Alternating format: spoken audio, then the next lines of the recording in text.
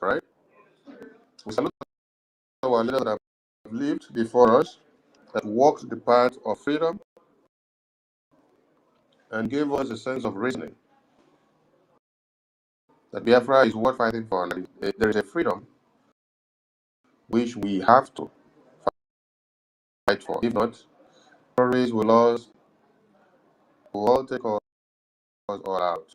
Our heads will become fried meat inside plates for the terrorists to play with.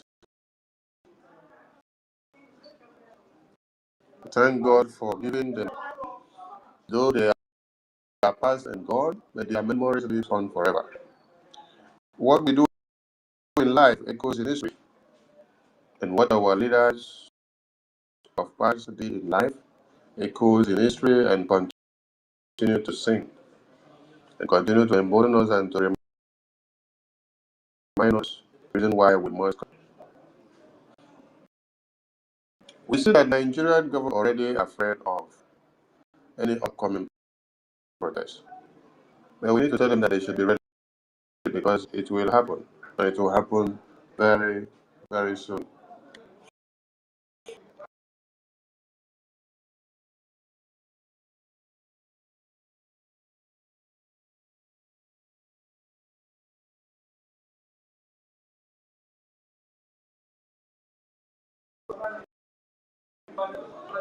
Because those that understand the reason of freedom will fight for that freedom. Those that yes, will prefer to remain as cowards while the terrorists will invade their communities and cut us, and they will continue to wallow in their stupidity and cry and cry and cry. I salute all the and I salute our leaders that are in prison. Mazi Simon Ekpa, Mazi Namdekano. They are all in prison for all of us. We pray for God to continue to embolden them, strengthen them, and give them all they need to stand on this very cause to the very end. To our BDF, we salute all of you. All of you, all this bombing and taking over of cities in northern parts and middle belts of Nigeria would have happened in Biafra land. And our own case would have been worse because we don't have leaders that have brain cells in their head that is working. All the things in their brain is damaged. It is only money, how to sign paper and bring more terrorists so that they will get paid. How to sign documents and Simon Ekpa to be kidnapped, how to place bounty on his head, how to place bounty on the head of Martin Namdekano, how to kill, how to maim, how to destroy all Biafrans.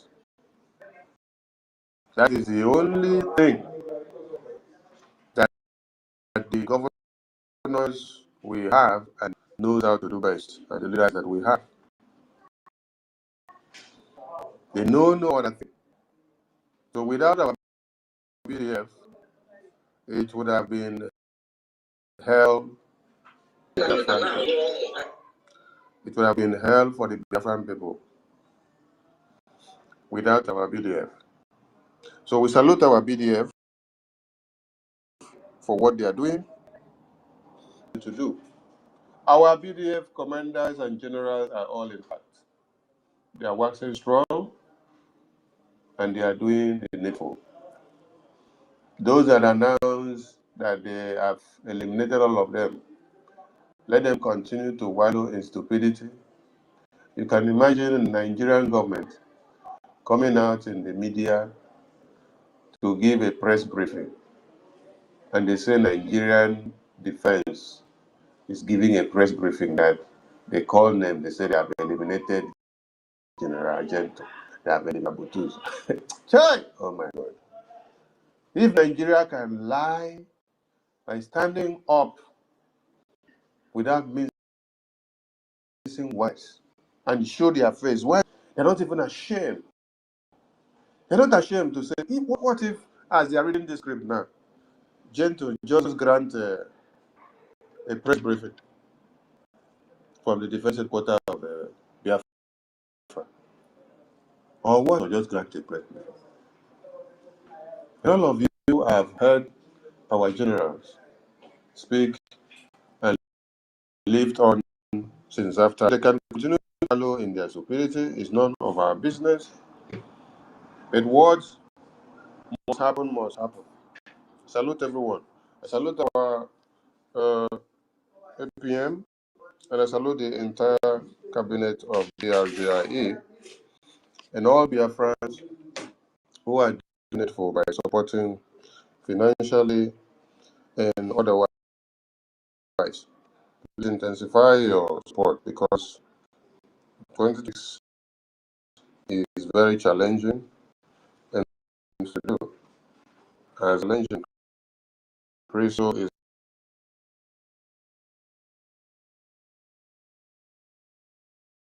yes, fine, because citizens will only prone you to be picked by stray bullets. That are flying can easily pick people that are on the fence, seated. But if you're down to join forces with those, you will not be that person on the stray bullet will pick out. So come down and join forces and let us do this, because the zoo is on the suicidal slide and it is happening. Keep your personal ego aside and your disagreement aside. It is time to come and do what you have yearned for many years now. Let's do it and then finish what we've started. I salute everyone and thank you all for joining. As you join, please remember to share, so that others can come in. All right. Don't join the protest today. Yes, today. I am not ready to protest tomorrow. You're not ready to protest any longer. Then just be ready to see that the play that was implemented in Iran will be implemented in your Nigeria. Because what is happening in Iran today that has engulfed Iran for many years. Now the Iranians are trying to shake it off, and it's very late. You know, when they say it is too late to claim to the point, because this thing has been on for many years, turn deaf ears to. They try to say not very important, but it has eaten them up to the point that they now say enough is enough. But now that they are saying enough is enough, these people have implemented all their caliphate in the defense, so in the security, so in the police, so in the power sector, even in educational sector, religious sector, everywhere. This is the same thing that the Nigerian government have taken time to do since when you heard that they did the 1999 constitution. That was when they brought in the Sharia law into the constitution. And all of you have just been shying away from it. You don't pay attention to it, you don't take it serious. But that Sharia law in the Nigerian constitution is what gave the and the embodiment to these terrorists. For one set of people in Nigeria to have the power, the monopoly in their hands, to now go village to village, assemble people and then slaughter them, cut off heads of babies, women, and children, without anybody doing anything about it. Why? Because they have institutionalized the thing inside their constitution. Who allowed it to happen? They made way for it. They paved way for it. While our useless governors in the south let us restructure Nigeria, these terrorists in power, the caliphate already restructured Nigeria by putting a tool that will be useful for them when they strike. And they have been using it to strike. Since they have been using it to strike, what have you done? Nothing. You've not done anything. Now, let us read something. What we are going to read here now is how UN gave this Sharia and Jihad power inside the United Nations Council. I want to ask you a question. If the United Nations Council or Committee have given this kind of power to Christianity, or if they have given this kind of power to the Judaism, or if they have given this kind of power to the Buddhists, or if they have given this kind of power to the traditional religion, or if they have given this kind of power to the kind of worshipping settings that the Chinese people use, or some of the Asian countries, why will United Nations sign Memorandum of Understanding integrating Islamic Jihad Sharia law ethics into the United and giving them the power to now implement Sharia and Jihad? Are you people understanding what is happening? Do you now see the root of all the problems that people are having? Nation Secretary Antonio Guterres visited Nigeria in 2020 or thereabout, 2022, and said he is endorsing Nigerian government with the process of legalization and reintegration of repentant terrorists into the Nigerian military formations. As at then, they were saying reintegration into the community. They did not make you to understand that the reintegration goes right into the military formations of Nigeria. They told you it is reintegration into the community. United Nations Secretary went to Nigeria to say so. This now gave the lead to the Nigerian army to now recruit Boko Haram terrorists. The Nigerian army, the Air Force, the Navy, the police, and everything. Today, they are part and parcel of the military formation of Nigeria. Before we go on to read the Analogous Act of United Nations, the Nigerian soldiers, they say exclusive. This is a reporter. Nigerian soldiers is demand end to repentant terrorist integration, link death to leaks. They say the soldier further alleged that recent attacks on troops were linked to leaked operation details, adding that most were due to the leaked information of a strategy by these repentant terrorists, Boko Haram, who are inside their military formations. So Nigerian soldiers battling Boko Haram insurgents in the northeast have renewed calls on military authorities to halt the integration of so-called terrorists into the security services, alleging that the policy has caused insider leaks and attacks. A military source who spoke to Sahara Reporter said frontline troops' fresh appeal to their superiors during the option of former insurgents is compromising operations. In our camps now, we soldiers don't trust these former Boko Haram members. In fact, we have served from them. They have their different places they sleep, the source said. The source continued.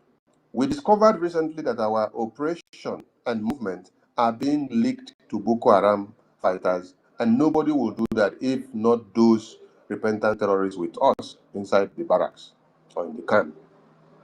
They are the ones selling us out now. This is why soldiers are appealing to the top commanders to stop forcing people. We don't trust them. The soldier further alleged that recent attacks on troops were linked to leaked operational details, adding that most of the recent attacks, like the recent published by Sahara reporters, were due to the leaked information of a strategy by these repentant terrorists. Last week, Sahara reporters reported that no fewer than 9 Nigerian soldiers were killed following an explosion involving improvised explosive devices near Gubbio in Borno State. A top military source provided details of the incident to Sahara reporters during an exclusive interview. The military source confirmed that investigation revealed that the explosives were planted by Boko Haram. The source explained that the soldiers were traveling from Maiduguri town when the deadly incident occurred. According to the source, Maiduguri town on Saturday, they stopped at one camp on the road in order for them to continue their journey on Sunday. Past opposition to terrorist integration. In October 2025, some soldiers in northeastern Nigeria accused the government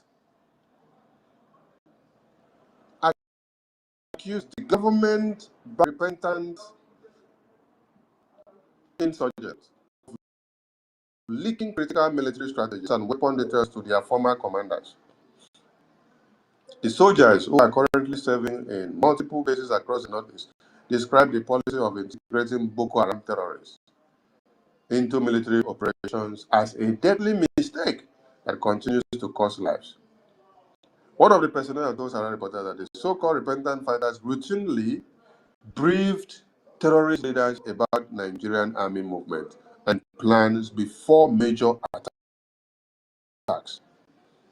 So, attack any military camp in the Northeast, or you know how we operate. These repentant fighters tell them everything, the soldiers said during an interview in 2025. They expose how many men we deploy at the gate or entrance, the kind of weapons we carry, the daily routine in the camp. He added that leaks made many soldiers extremely vulnerable.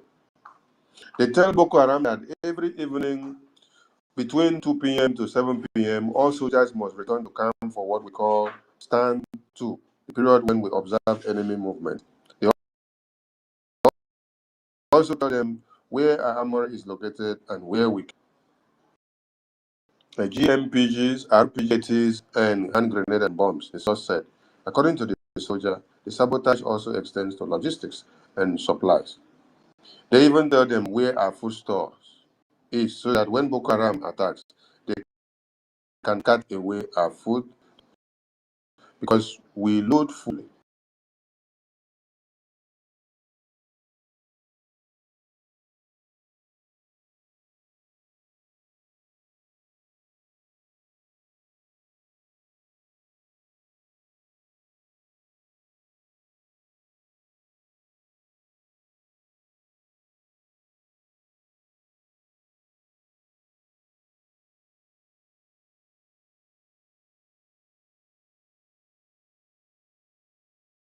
A dangerous between groups and ex-insurgents disguised as repentant fighters,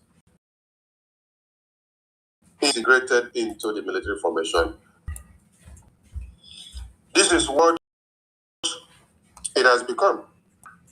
And if you have your brother still serving in this useless thing they call Nigerian army, call them to go home. Because it's either the terrorists will eliminate them, or the terrorists will eliminate them while in the battlefield. Or they will eliminate them while they are sleeping in the camp. Send a message.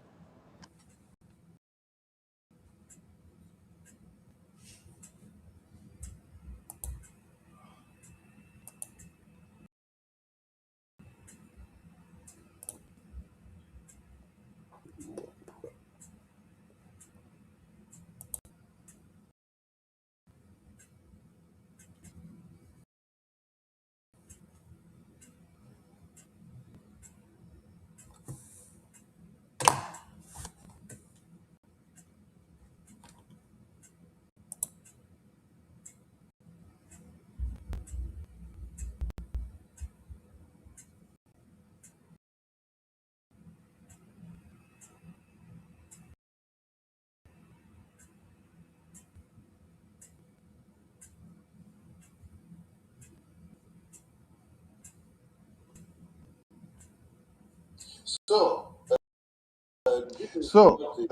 is what Nigerian military formations is like now, mixed up with Boko Haram terrorists and those that their parents actually saw them go and recruit and say they are going to join Nigeria military formations, not knowing that they're then going to go and mix up with the Boko Haram terrorists.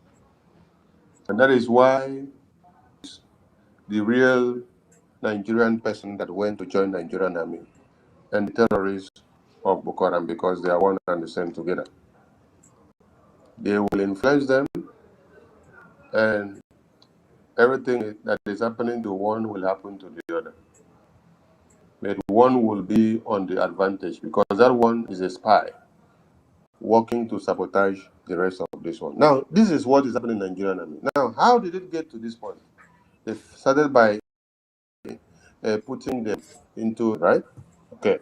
They're putting Sharia and Jihad into the constitution. Now, let us go to the UN National Assembly or the Security Council. It's a political and peace-building affairs. And this is reading New York, 24 July 2025. So UN and IC cooperation, critical to advancing peace and stability.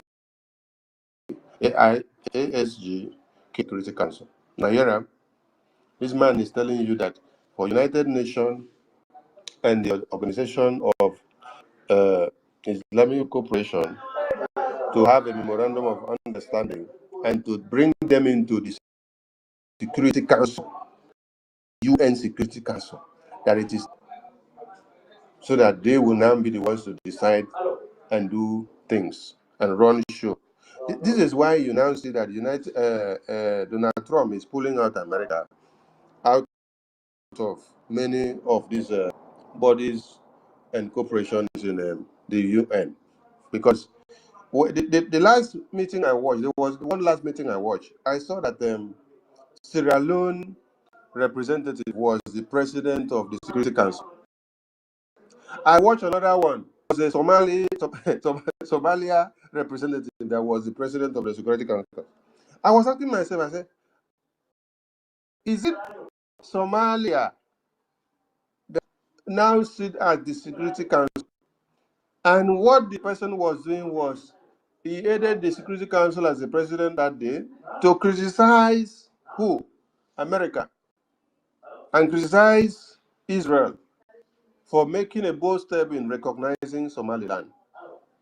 Then the person that sits in the Security Council that day to chair the event is a Somalia.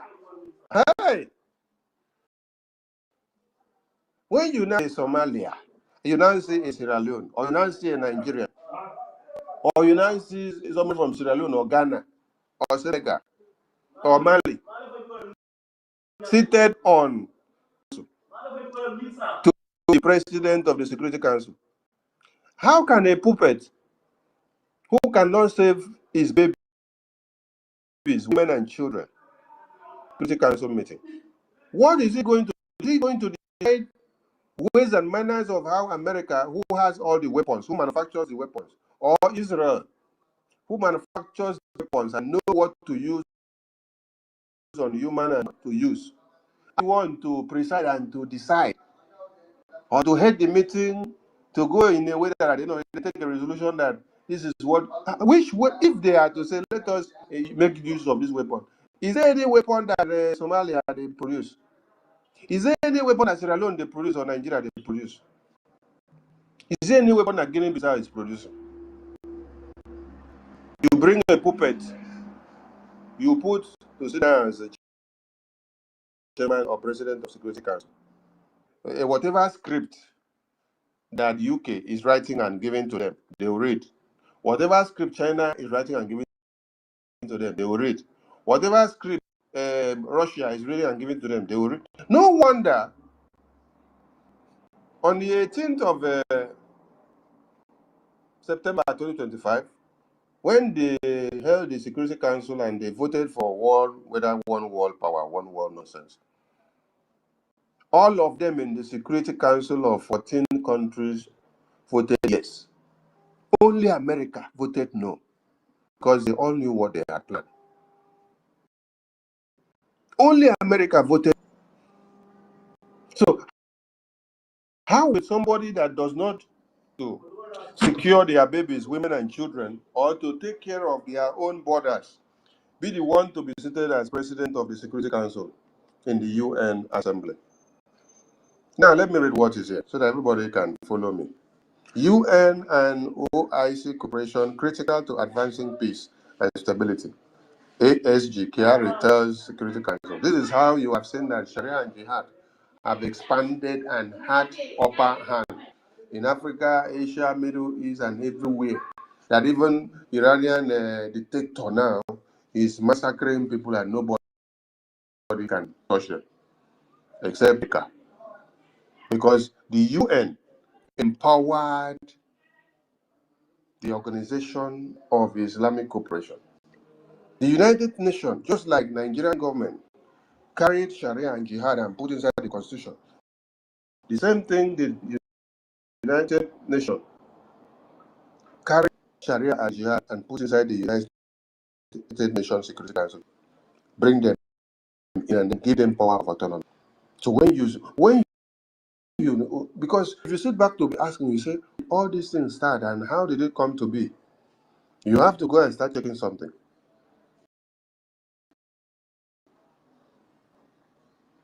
Let me read. New York, dated 24 July 2025. Mr. President, members of the Security Council, I thank you for the opportunity to address the Council on the relation between the United Nations and the Organization of Islamic Cooperation, OIC, in maintaining international peace and security. Opportunity to address the Council on the long-standing cooperation between the United Nations Security Council and the Organization of Islamic Cooperation in maintaining international peace and security. Can anybody read that publication like this for me? Where you now hear that there is a long-standing cooperation between the United Nations Security Council and Christian. Can you read another one where you see that there is a long-standing security cooperation between the Jewish community and the United Nations? Can you see one that's about Buddhism and United Nations? Can you see one that says Hindus and United Nations? Can you see the one that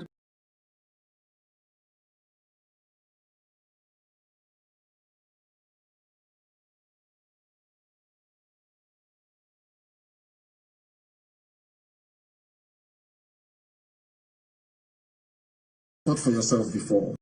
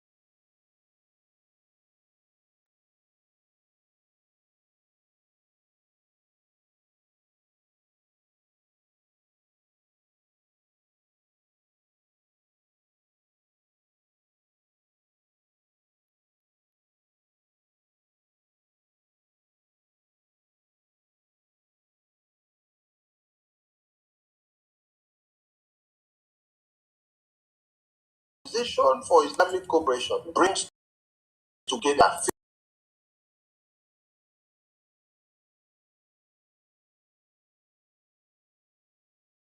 and religious constituency. Its voice carries considerable weight in some of the world's conflict affected cities, just like they have used their voice to cause the massacre of Israelis in October 7.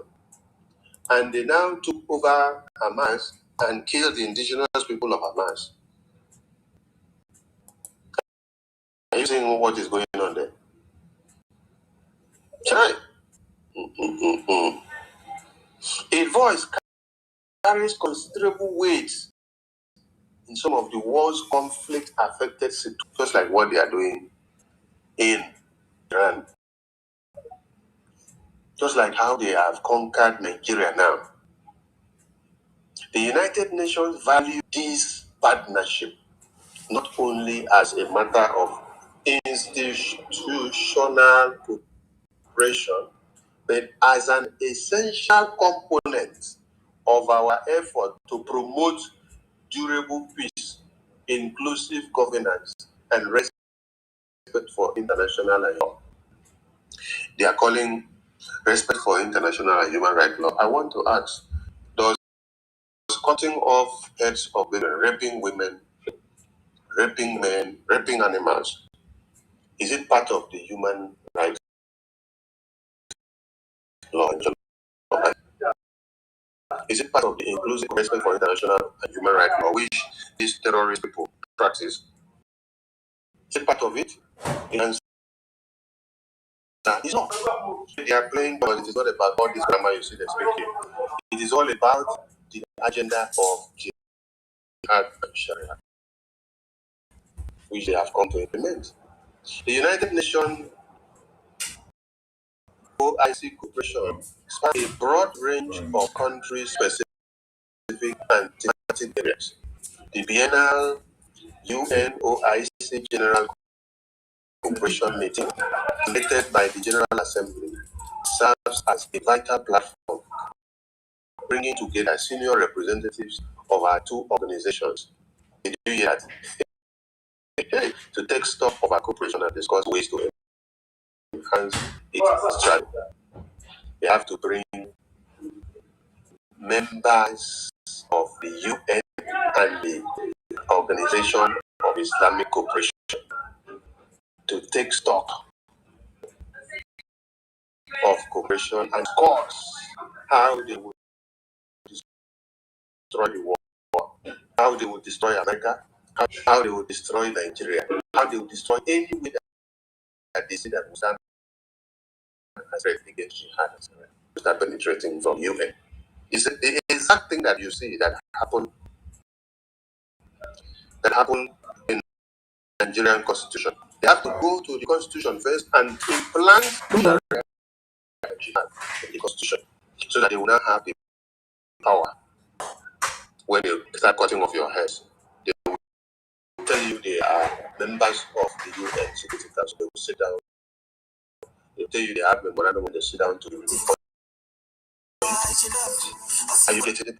That is why it is hard for some of you now to fight the terrorists back in Nigeria, because you see that when you kill the terrorists coming to kill your babies, rape your families, the Nigerian government will now arrest you and pronounce you death sentence by now. Because why? You have defended yourself against the terrorists. They have given these terrorists power to carry out the attack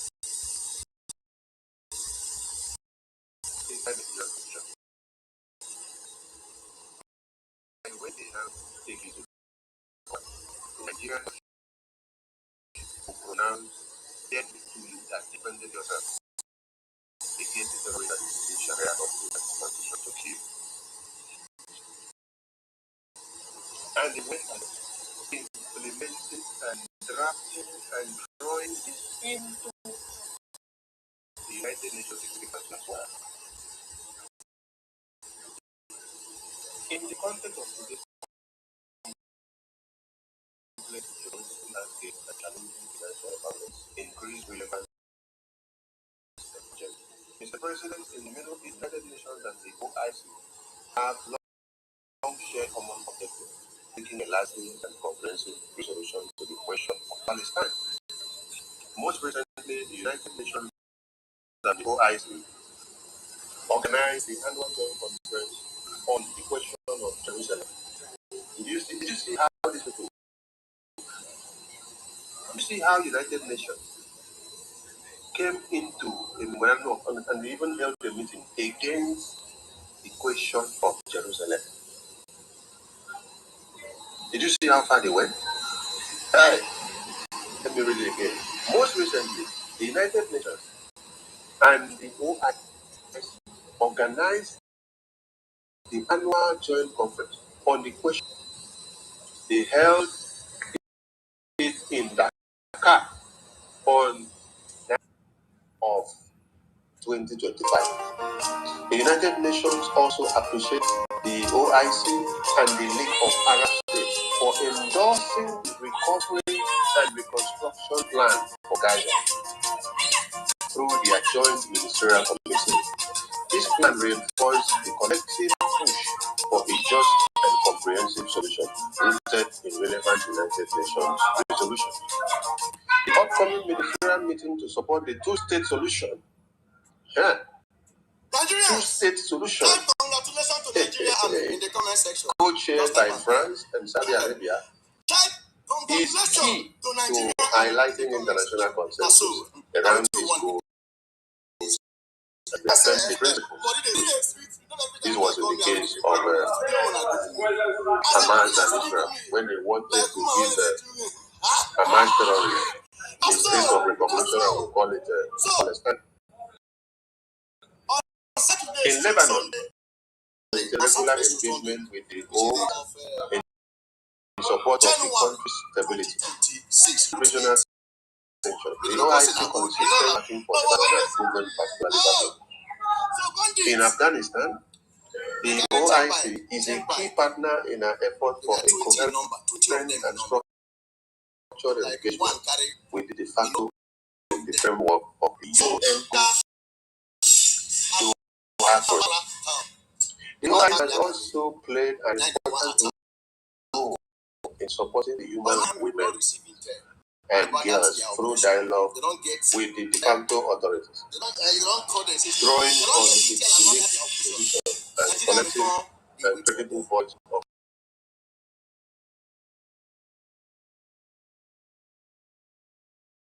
of the world. The OIC is a vital leading voice in support of the highlighting the need to address the causes of their displacement and for their safe, voluntary, dignified, and sustainable return to Myanmar, including the right of citizenship. The United Nations welcomes continued coordination between the Special Envoy of the Secretary General of Myanmar and the OIC in Sudan. After more than 2 years of relentless fighting, foreign parties the OIC support the different efforts, including the National Envoy Lamamra, remain highly valuable as efforts continue to find a resolution that will prevent further disasters and return Sudan to the path of peace. The United Nations welcomes that the ceasefire between Israel and Iran continues to hold. All international actors speak with one voice. The OIC resolution of Iran made at the 51st session of the Council of Ministers last month to establish an open-ended ministerial contact on de-escalation to work towards a peaceful settlement of the conflict. Is a valuable contribution to international and UN efforts in this regard. Across contexts such as the Sahel, Syria, and Yemen, OIC member states have led the importance of the UN effort to advance peace and security. Mr. President,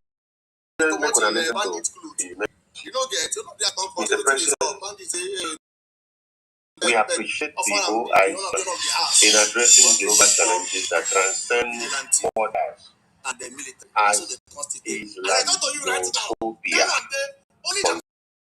continues to affect many people and demands attention. We appreciate the leading role the OIC plays in confronting the rise of Islamophobia and all forms of religious intolerance. The United Nations stands against all forms of hatred and discrimination and firmly believes that diversity in all its forms only makes society stronger. The Secretary General's recent appointment of Mr. Michael Moratinos as Special Envoy to combat Islamophobia reflects the United Nations' determination to intensify effort on this important issue in cooperation with the OI partners. But we did not hear the United Nations Secretary appoint another person to head the special envoy to combat Christian genocide. We only heard them elect body as special envoy to combat Islamophobia. Do you see the double standards of UN? The United Nations and the OIC also cooperate on matters through their long-standing and active partner. We have jointly implemented several capacity development initiatives in recent years. These have included co-organizing trainings on election observation and promoting women's participation in electoral and political processes. Our partnership has also staff exchanges aim at strengthening cooperation and sharing experience and good practices on electoral matters. Our joint effort in countering terrorism, this is where the big. Our joint effort in countering terrorism and preventing violence continue to develop. Just imagine their joint effort to counter terrorism and preventing violent extremism. The people that are actually the terrorists telling you that they are joining efforts to counter terrorism. Hey! Hello, man. We can read them again. Our joint effort in countering terrorism and preventing violent extremism develop. Following the signing of a memorandum of understanding in March 2024, the United Nations Office of Counter-Terrorism and the Organization of Islamic Cooperation have advanced right-based approaches through technical assistance, parliamentary engagement, and dialogue. Oh my God. You now know, you now see how people have information and can strike from any country. Do you now get the point? Ah, okay. United Nations say they are giving them joint efforts to work as Security Council. What is different from what I just read here now and what was done in Nigeria when they said the Nigerian government is recruiting Meiti Allah to be part of the security forces?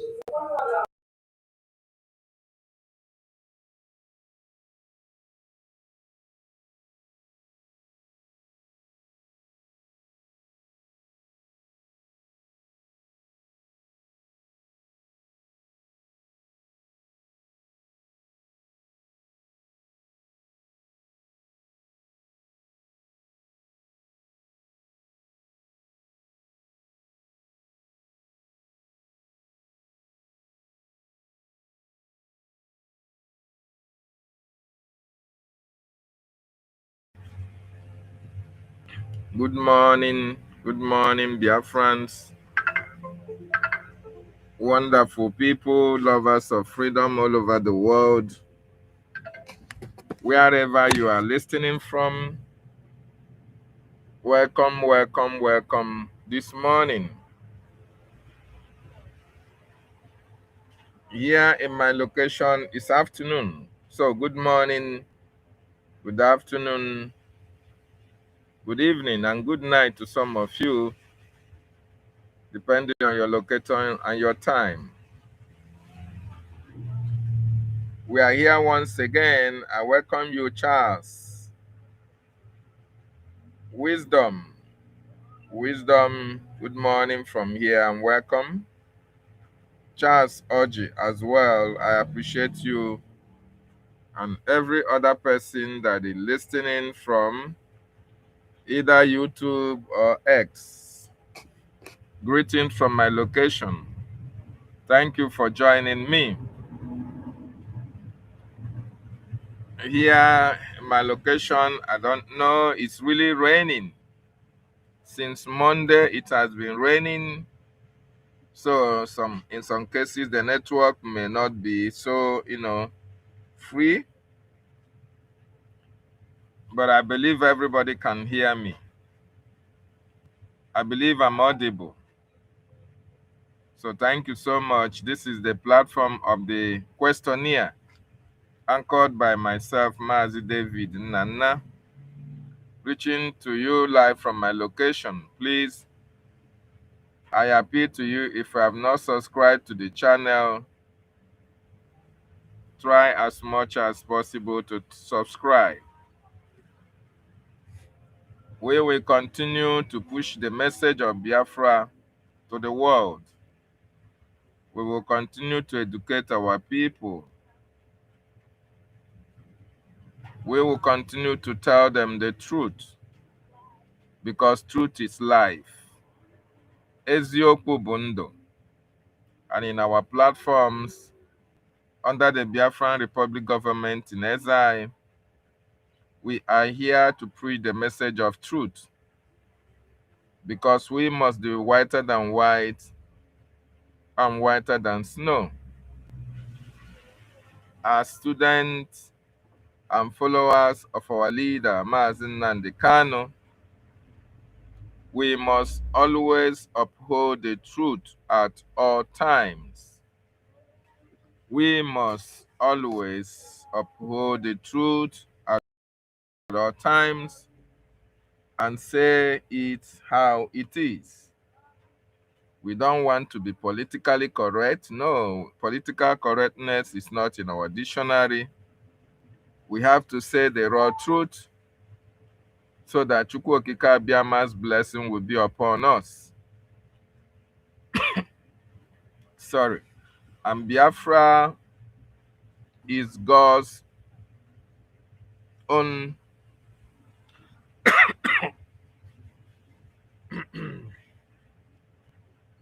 sorry for that. Biafra is God's own land, and we must always present it the way it is. We like to remind our people of the need for us to be free. Biafrans all over the world, we need to embrace freedom. We need to wake up. We need to rise up. We need to fight so that we certainly will be free. If you are still sleeping, the enemy will come for you and get you in your... If you are still standing, if you are still not rising up, you are just sitting, the enemy will also overpower you and your own is finished. But if you rise up, if you wake up, you rise up and you fight. Once you are fighting, you have demonstrated the willingness and the willpower to confront your enemies, to confront your obstacles head on. And once you fight with that determination, you will certainly be free. Because Okike will only help those who help themselves.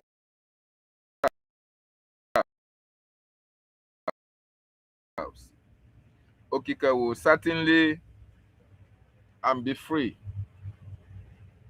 Freedom is very, very, very important. Before I proceed, I want to appreciate our leaders, our eternal leaders, Odimegwu Ojukwu and Philip Effiong, our leaders in detention, Mazi Nnamdi Kanu, the leader of the indigenous people of Biafra, Mazi Nnamdi Kanu was kidnapped from Kenya since 2021. How many years? 5 years, getting to 6 years. Now, June will make it 6 years that Mazi Nnamdi Kanu was kidnapped. The extraordinary rendition him to Nigeria, tried him unconstitutionally and shambolically gave him a life sentence, which is 7. That sentence, he's serving it because of Biafra. He's serving it for our freedom, for this generation and the generations yet unborn. So we have to appreciate Mazi Nnamdi Kanu for such sacrifice on behalf of millions and millions of Biafrans who are weak, who are downtrodden, who are poor, who are intimidated, who are harassed, who are kidnapped, who are killed, who are facing existential threat, who are also fighting for their lives. Mazi Nnamdi Kanu is paying all this huge price for these over 75 million people all over the world, Biafrans to be precise.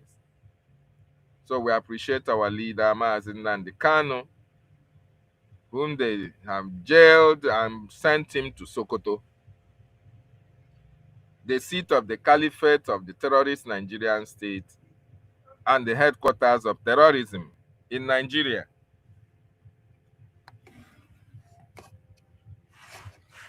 So I appreciate our leader, Mazi Nnamdi Kanu. In the same vein, I appreciate Mazi Simon Ekpa Njoku, whom in 2021, when Mazi Nnamdi Kanu was kidnapped, rendition to Nigeria, all hope was lost. People were heartbroken. Some people died. A lot of committed suicide because they could not face the humiliation that would have befell them if the cause for which Mazi Nnamdi Kanu was kidnapped was just destroyed. But Mazi Simon Ekpa Njoku took that mantle, took that responsibility, brought us to another dimension of Biafra. And it is courtesy of Mazi Simon Ekpa Njoku that in 2023 we have Biafran government in exile. And that government is the government that is still standing till tomorrow, well known all over the world by American government for the freedom of the Biafran people. Because of his activities and actions and commitment and courage for freedom of Biafra, Nigerian government with British, with France and Finland connived together and sentenced him to 6 years in prison just for fighting for the freedom of Biafra.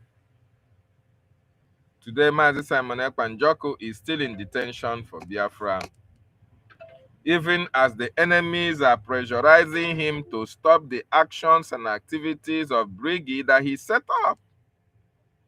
The enemies have continued to press Mazi Simon Ekpa. They continue to harass him. They continue to intimidate him into making sure that he uses his hand to destroy what he created. But we, the Biafran people in the government of Biafra, we can never allow the enemies to win.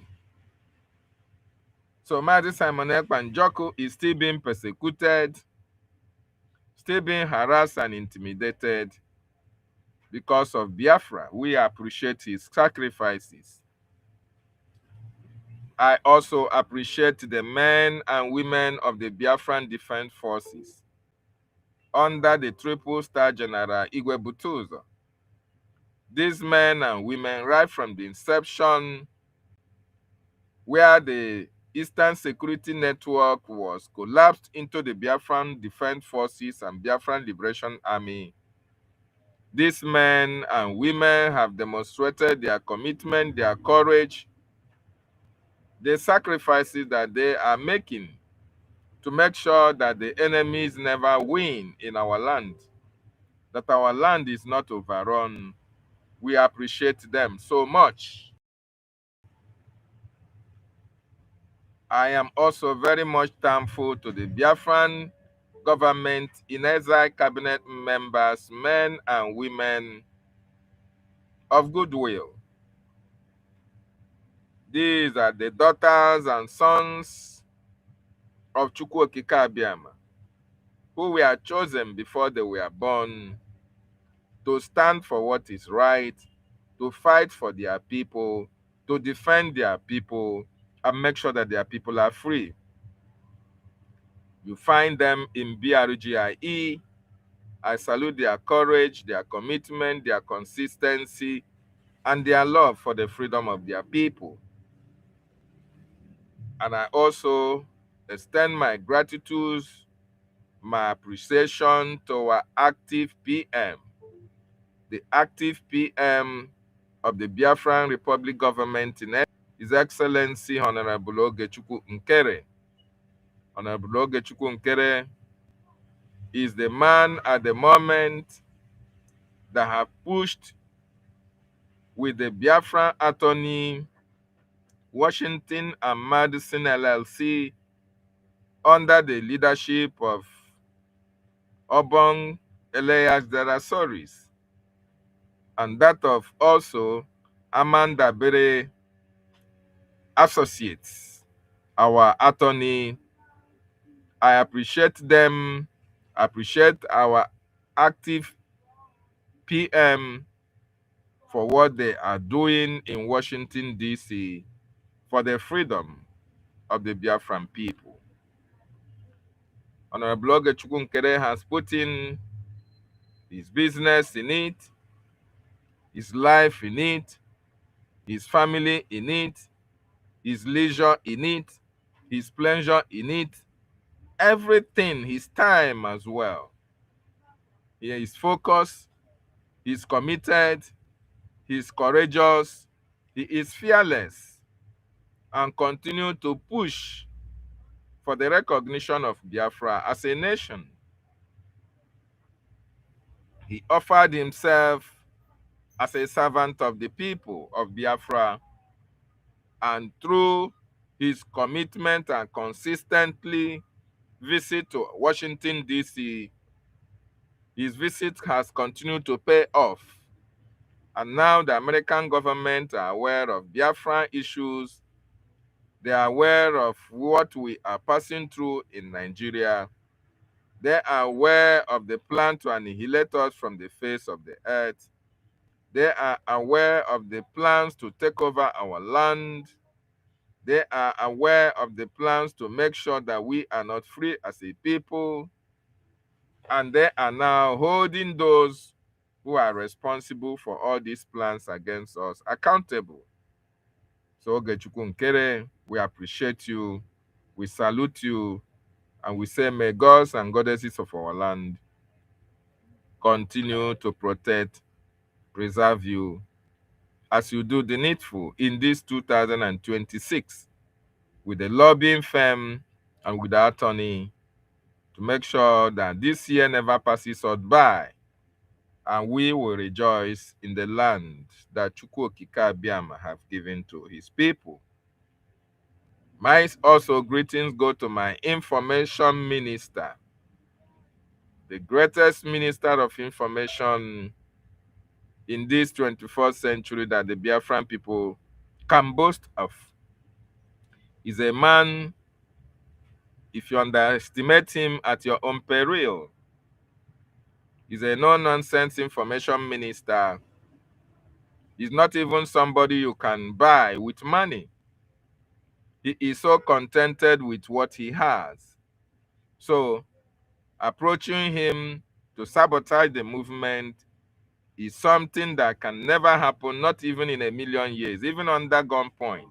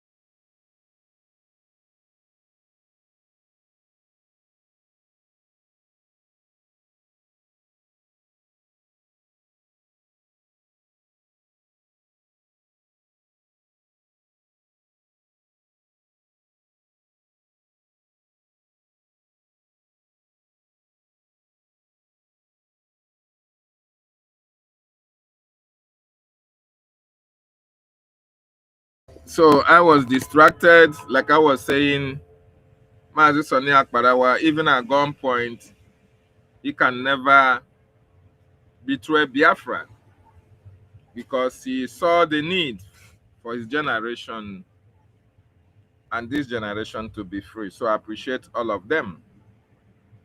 So Biafrans, today we are going to tell our people the reason why everybody has to rise up and fight at this time so that we will be free out of the terrorist Nigerian state. Do you know what freedom is all about? Do you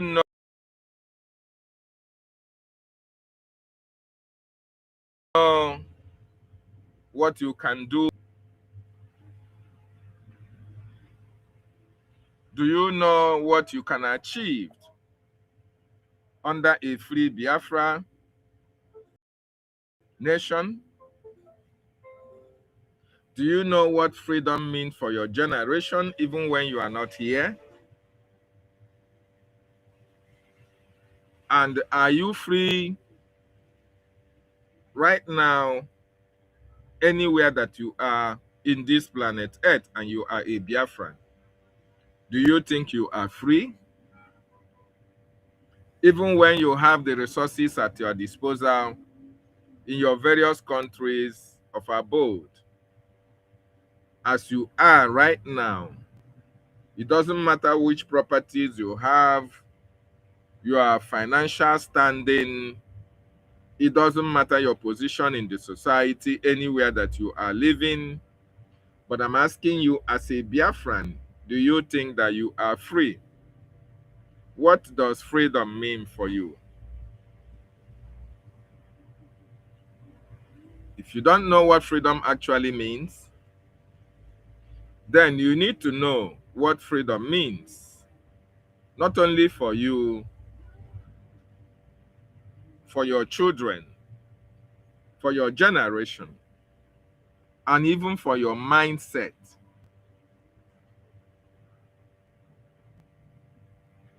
Freedom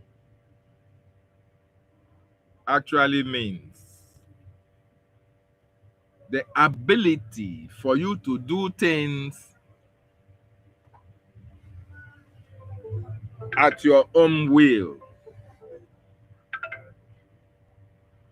Freedom means that nobody will tell you what to do. Nobody is going to tell you what to do. Freedom means the absence of rules, not only rules not about rules in the society, but it means that there are no impediments to you as an individual for what you yourself can achieve or attain. Freedom means maximum non-interference by other people, especially by the state, by the government, by the society, by the community, by your family. You have absolutely the right to do things that are constitutional, things that are legit. You have the option of choosing to do them without any impediment to such things.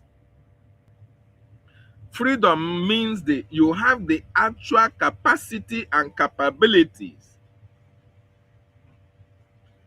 You have the possibility to do things, to realize things, to achieve things, depending at your willpower, depending at your pace.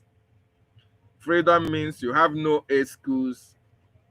Every choice is yours.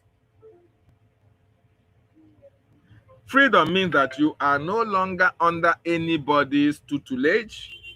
You are not under anybody's subjugation. You are no longer being a slave to cravings, to fear, to status. Freedom means that our people are not ruled by marauders, by outsiders, by people who are alien to us. You see? Freedom means that whatever you want, you are going to get it. There are no status of limitations to you.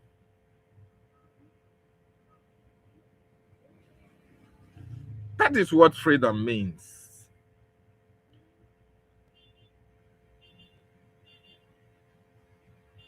This is what actually freedom means.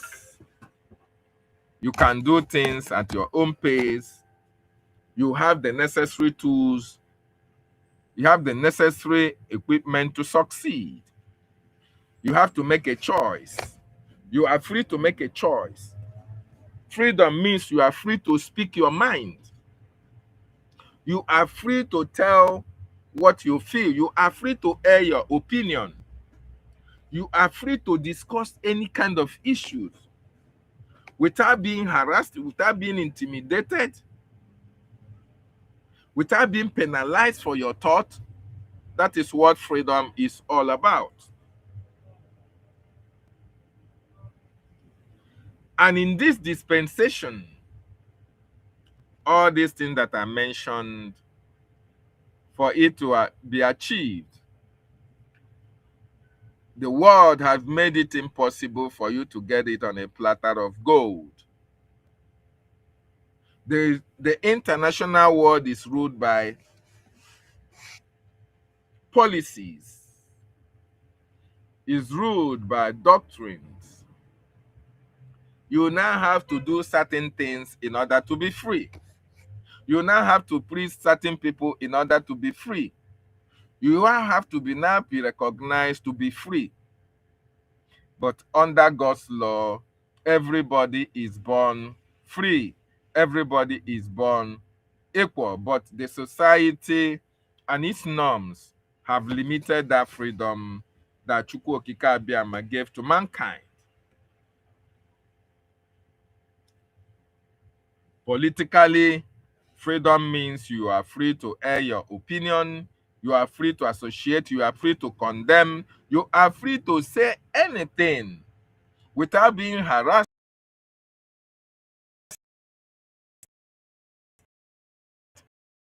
without being intimidated. But the society have criminalized some of these things because the society that we find ourselves today have criminalized freedom for people. They now determine who is free. As a matter of fact, under Nigeria, nobody is free. The only people that are free are those who are in power. They are now decide who is free. They are now decide who can speak his mind at any time. They can now decide how you live your life. And this is not how God wants us to be. We Biafrans, we are a nation. Before we were subjugated, before we were into one useless entity called Nigeria. And since that amalgamation, our people have not had it so good. We have been under constant intimidation and harassment.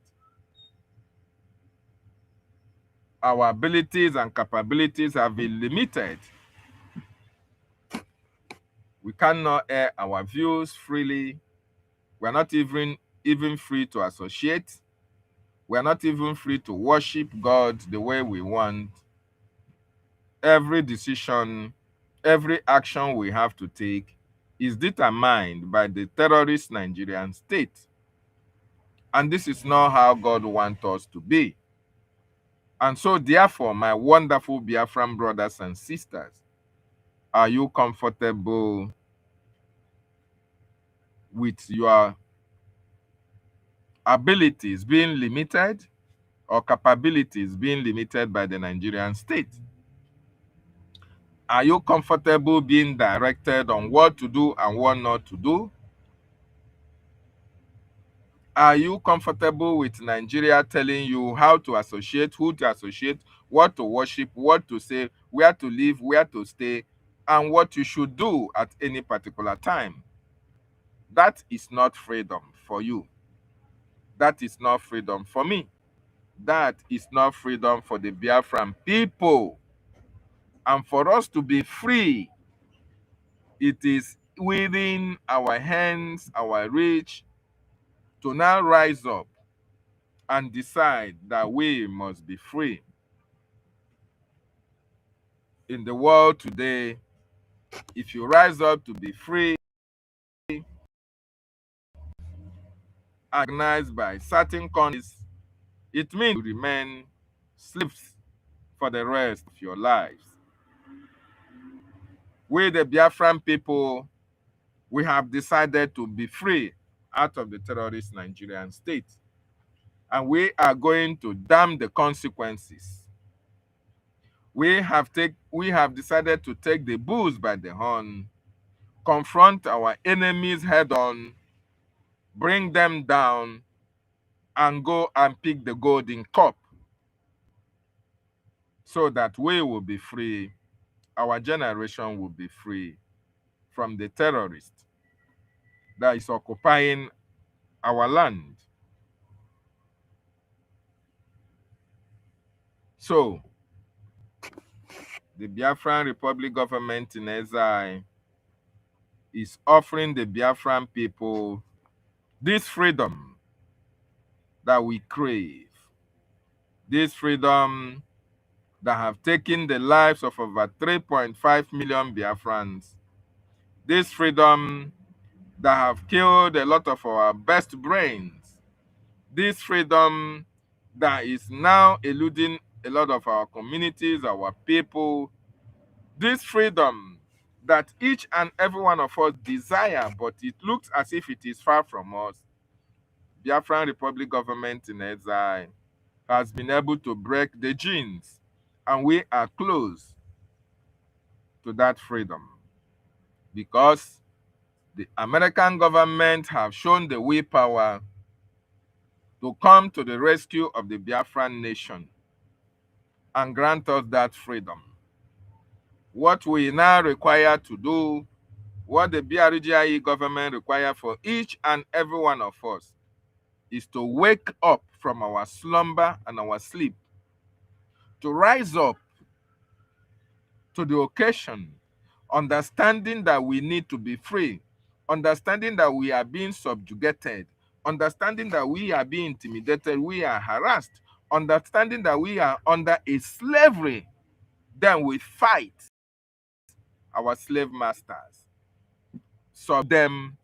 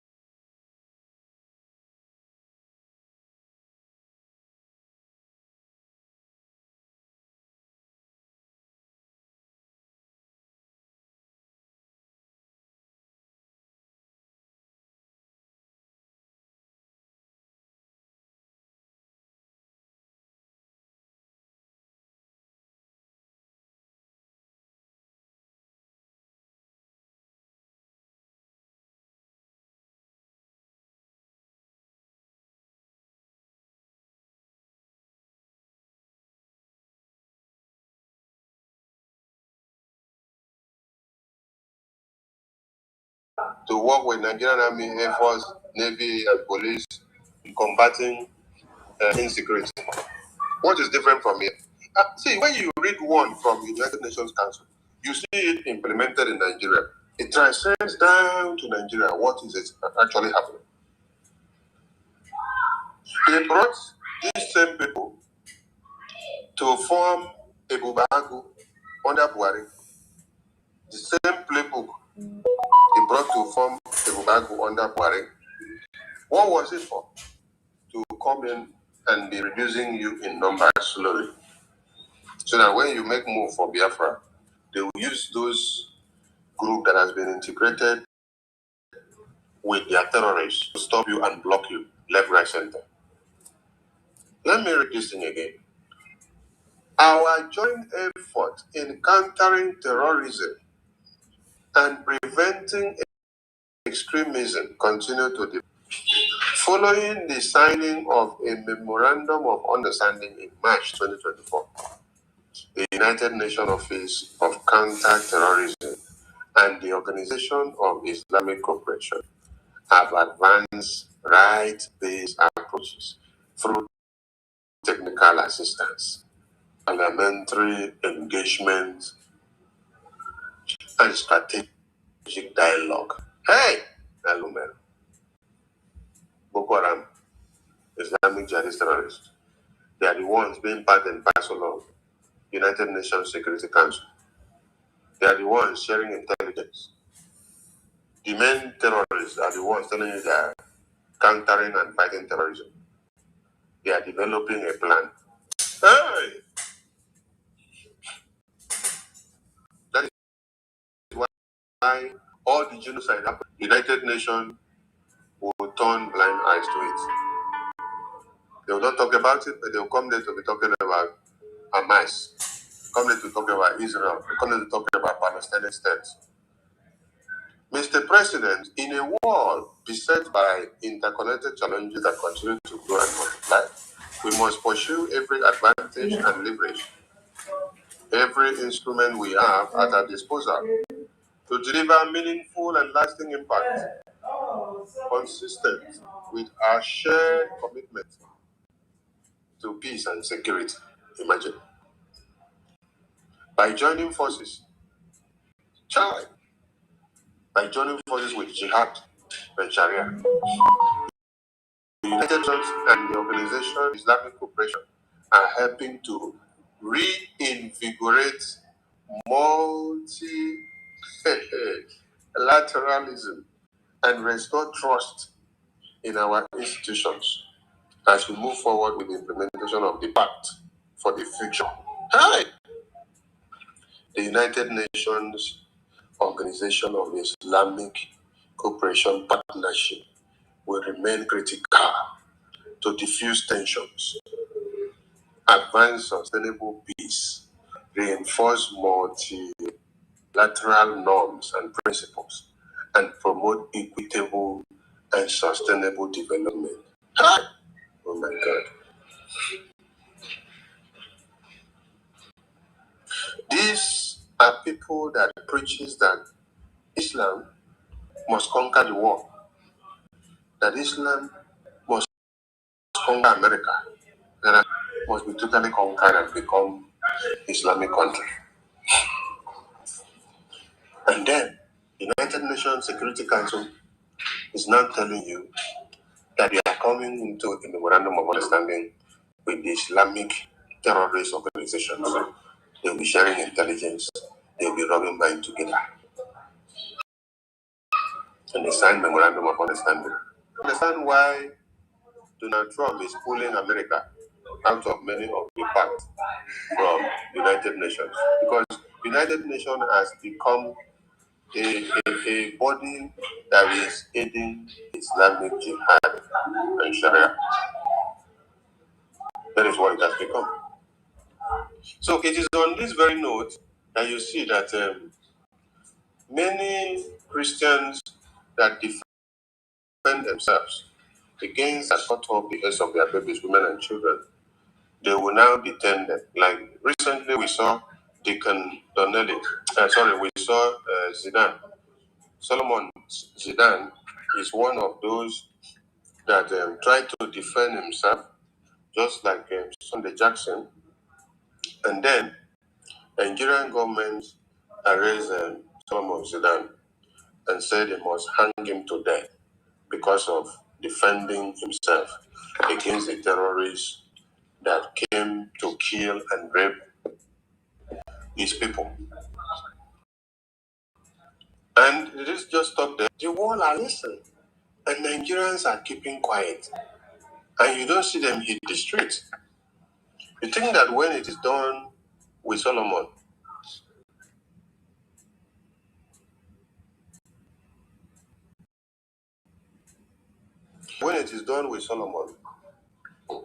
that you will not be the next person? You will be the next person.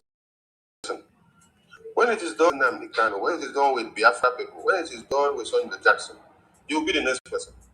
When it was done with Deborah Samuel, not been more other people since then. That's why we tell you that the survivors of today are victims of tomorrow in Nigeria. That's why we are taking time to remind some of you all these things. That you need to wake up and start your protest now. Because you protest, you win. You don't protest, the Boko Haram terrorists, they will still kill you. And nobody will say anything about it. Why? Because they have already given them the go-ahead. They've given them the license. Did you see how far they went in this? They gave them this license from United Nations Security Council. The government also gave them the license in the Nigerian Constitution. So you are locked in between. Now, Iranians are protesting. And when the Iranians started the protest, they got the attention of Donald Trump. Donald Trump said they should continue. He's paying attention. Now, they have killed thousands of Iranians, according to the report. The Iranian government have shut down electricity, and yesterday I was paying something. They own the country and they have mounted control of the power sector, that is the electricity plant. So even if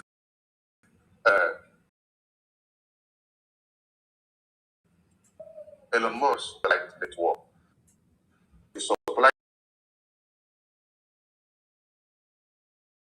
free internet to Iran for the next, without you having power supply to put on your television, to put on your laptop, to even charge your power bank.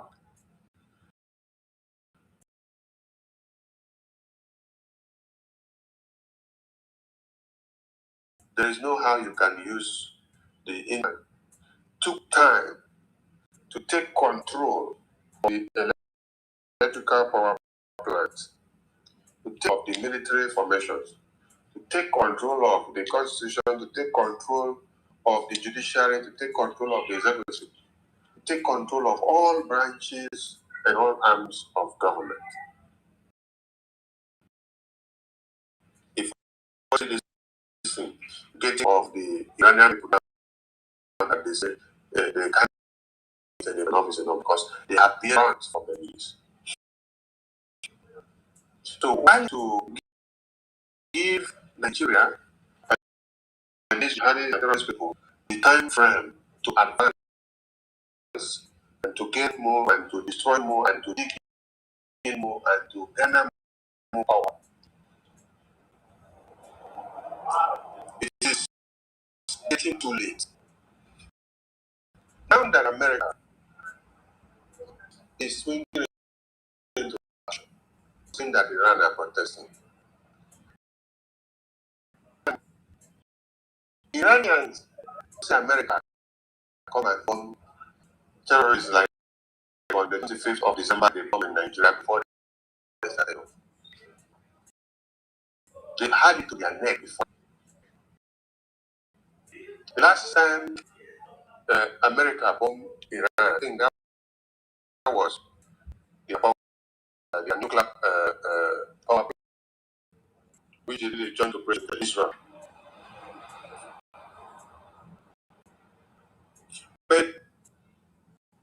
America has come to bomb Nigeria terrorists that kidnap you and you pay ransom every day. And that was a Christmas gift on the 20th of December. Now, we don't see you guys hit the streets of Nigeria. The Iranians did not see Donald Trump do the same for them on the 25th. They are already on the streets looking for their freedom. And that alone now has emboldened Donald Trump to see that these people need freedom and they are ready for freedom. And they want it by fire by force. Giving them assurance that is on the way, that they should hold his hand. They should hold it on, they should not slack. That help is on the way. And it is happening. It is coming. It is coming. Now, what you all prefer to do will be watching BB Niger, watching Hollywood movies, playing the new music of Davido and Flavor and P-Square and every musician in Nigeria, and watching Nigerian football in the African Cup of Nations. The terrorists don't go to watch the football. While you are busy looking for football to watch, they are advancing in your forest. They are planning of way to X. And now there is a message which they gave as a threat warning to the people of Oyo State that they are coming to invade Oyo State starting from 20th of January. And I am not seeing you people hit the streets of Nigeria. I have not also seen people hit the streets of Nigeria to even say thank you. At times I say to Donald Trump, you need to allow these people in Nigeria to be massacred because they are grateful people, they don't want freedom. Yes, because the same Donald Trump that no other country criticize worst is the one helping the Nigerian people that are criticizing Donald Trump like shit. They are very ready to every nonsense write-up and interpretation that their government of the day portrays to them. How can there be evidence of genocide? And as the US Congress, they see it. They interview live witnesses, victims, families, and they have videos.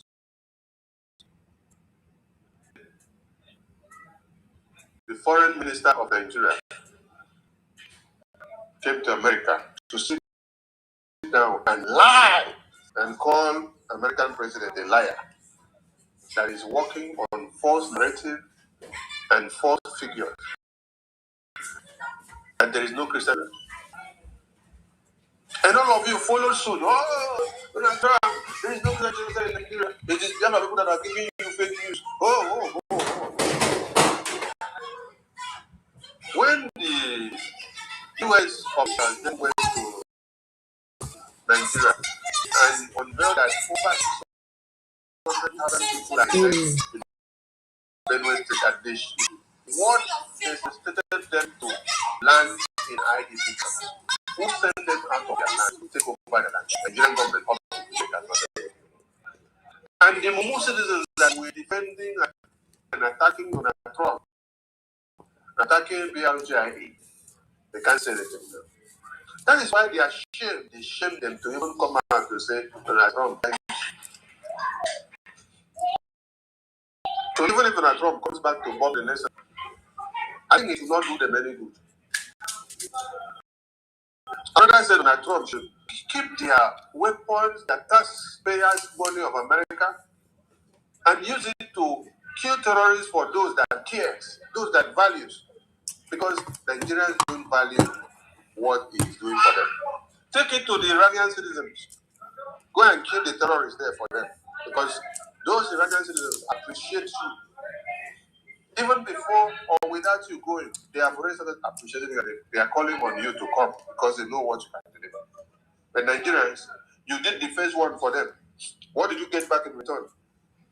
Prejudice, propaganda, blackmail, and slander. You did not get anything good like appreciation.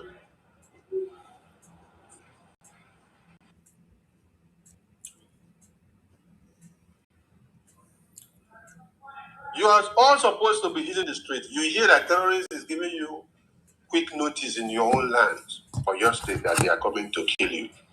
I've not seen any action. I've not seen any plan of protest. And then today, we hear that the terrorists are evicting people from Sokoto community. And I want all of you to understand something. For the terrorists to have the power to evict people from Sokoto community in Sokoto state, in Sokoto state, though, then we hear that the seat of the caliphate is in Sokoto. The Sultan of Sokoto is in Sokoto. All the sultans of the Sharia and Jihad, they are all in Sokoto. The first bomb that was dropped on the terrorists by America was dropped in Sokoto because that is the headquarters. Where the bomb was dropped is some people downplayed what actually happened because the Nigerian government deceived all of you with wrong reportage. The place where American government dropped that bomb was the headquarters of the terrorists. When they were having their meeting with Sultan of Sokoto and all their imams, that is the next headquarters before they now dispatch to every other places in the northern part of Nigeria. So before America decided to bomb that place, that is the concentration point. That is where the power point is. And then I am connecting something here for you all now. Since you saw this video, that terrorists have seized the community and they are evacuating people from the community. And they are even giving the people time to pack their things and run out of the community. Have you seen Sultan of Sokoto come to say anything? They should be coming to the media to say, in the same Sokoto that I am inside? Have you seen him come to say anything? Okay. But this is Sokoto, right? Okay.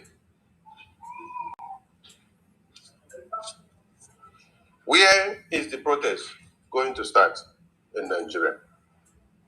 And when will the protest start? Nigerians, Biafrans, where is the protest and when is the protest going to start in Nigeria? If you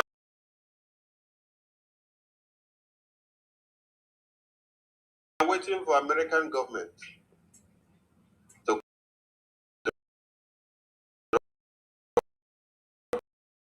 put another bomb, when they see that the terrorists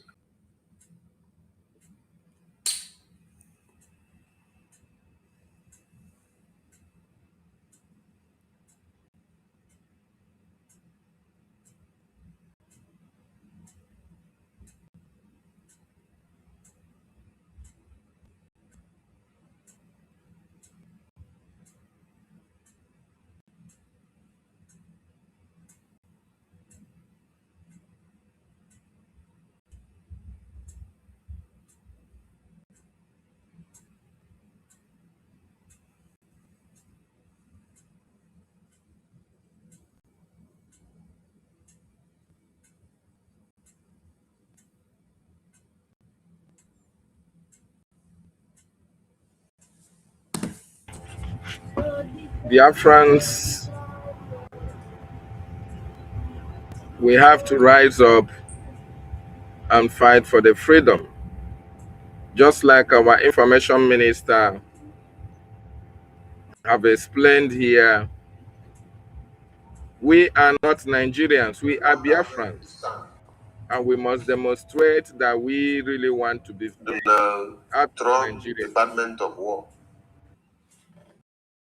split foot to come down into your communities, to now come eliminating the dispersed terrorists that will now be running into your communities, come and kill all of you. That is why they say, heaven help those who help themselves. Because Donald Trump is doing a favor to useless people. Yes. I tell you, if not because of the Christians,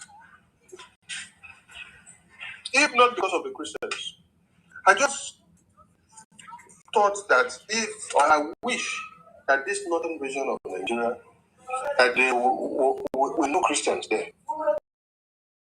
It could be only all of them to hit their head on the ground and pray. And tell that they are to say that there is no Christian there. I could say, Donald Trump, I beg, carry this your weapon. Come and give us as defense mechanism in Biafra or in the south. So that when they are called wage war, not just because of the lives of the innocent Christians, heaven help those who help themselves. As Trump is dropping the weapons on over 1,000 terrorists, how are you to eliminate the remaining terrorists' footsteps? How?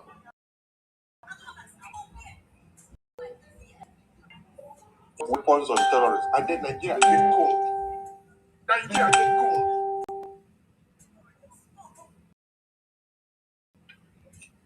Look at when Trump dropped the nuclear plant of Iran.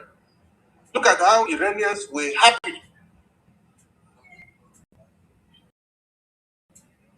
Look at what happened in Venezuela when they captured the narcotic leader. Everybody got happy.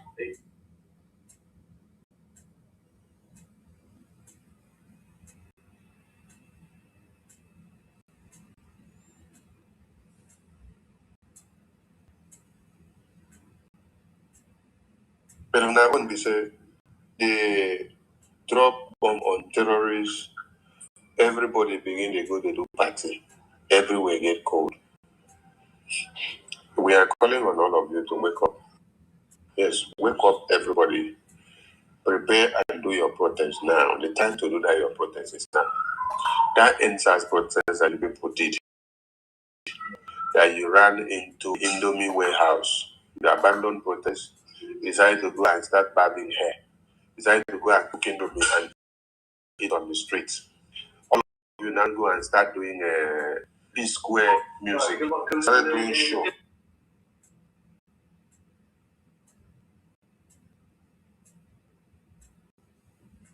You started doing show inside protest that you go.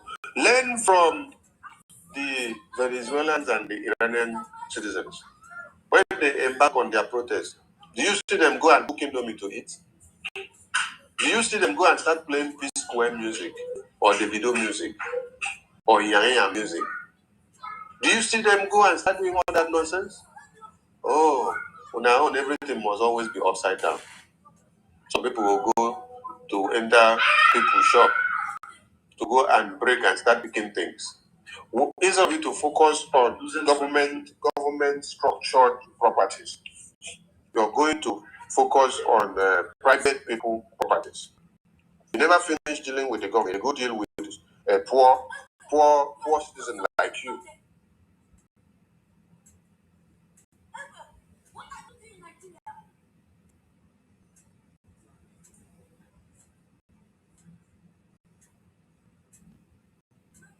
Because many of you had eyes on the properties of those poor people where they should fall.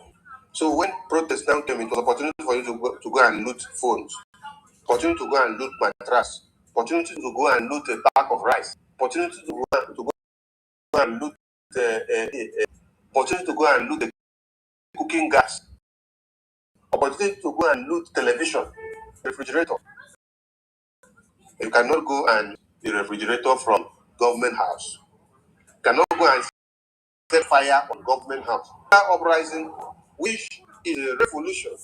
Just what you see that is happening in Iran. The Molotov that President Mikano was advising people that when you are doing a revolution or a popular uprising, you need to make use of a Molotov. Is it not the Molotov that you see the Iranians using? Is it not? Oh my God.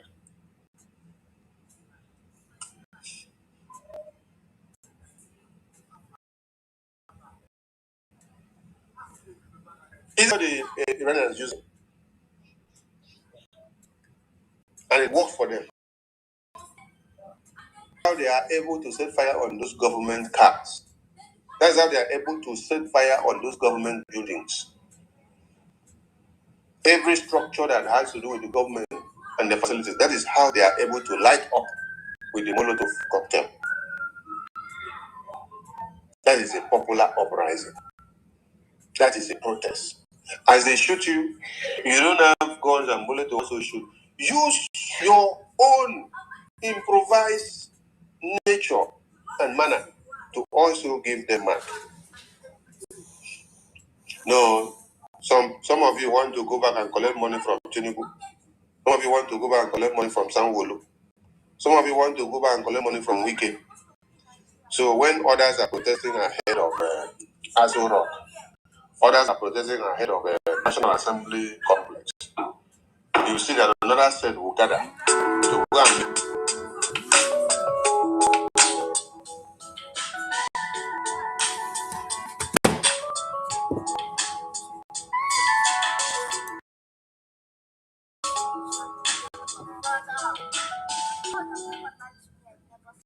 Hello, ma. Good evening, ma. Is that true that Atiku died? Eh? Always open Atiku.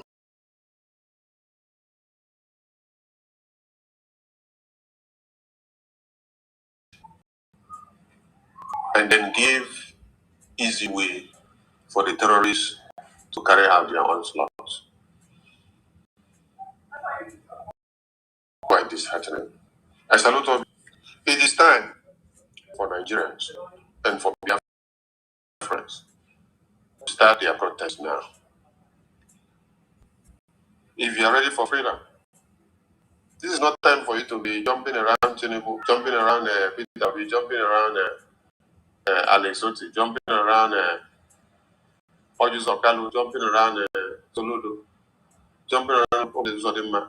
Have you all suddenly forgotten that it is Uzodinma and Oti and Soludo and all these criminal terrorist politicians that we have and Ojus Okalu, and all of them we have in the Senate and the ministers? Have you all forgotten that they are the people that signed paper to detain Mazi Nnamdi Kanu, prison him, and to pronounce death sentence to him? Have you all forgotten? Or you love to see Mazi Nnamdi Kanu killed, and you forget that the killing of Mazi Nnamdi Kanu is the killing of you as a Biafran? Wake up, Biafrans. Your freedom is in your own hands. If not even for the gens that are in part of that northern region, I will care less, because you people are very useless.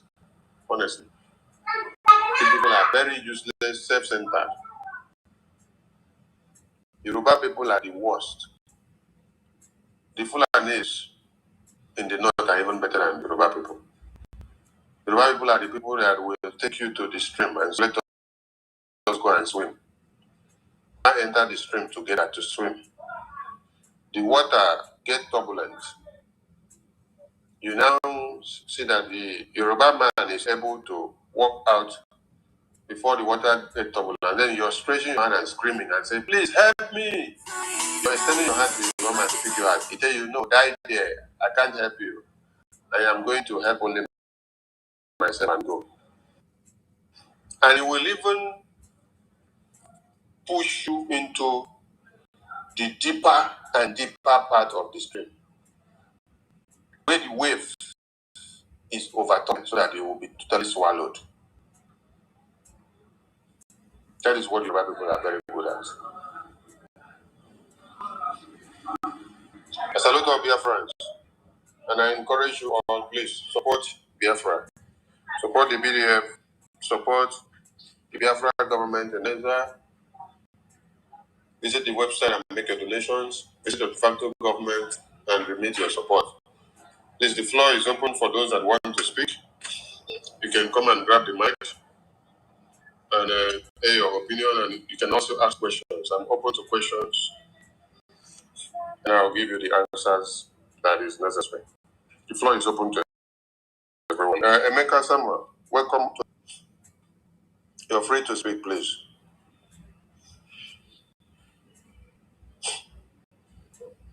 Good evening, sir.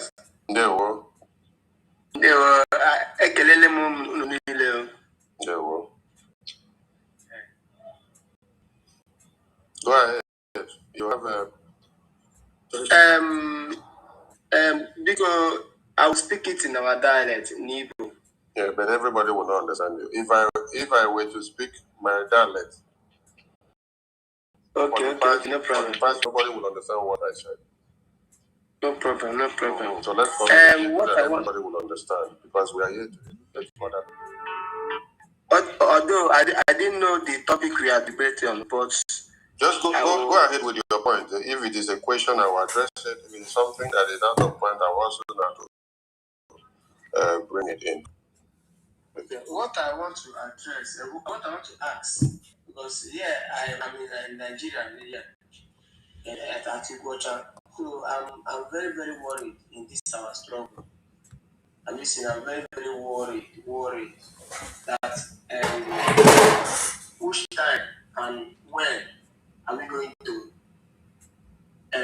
be announced as Somali? They are not Somali.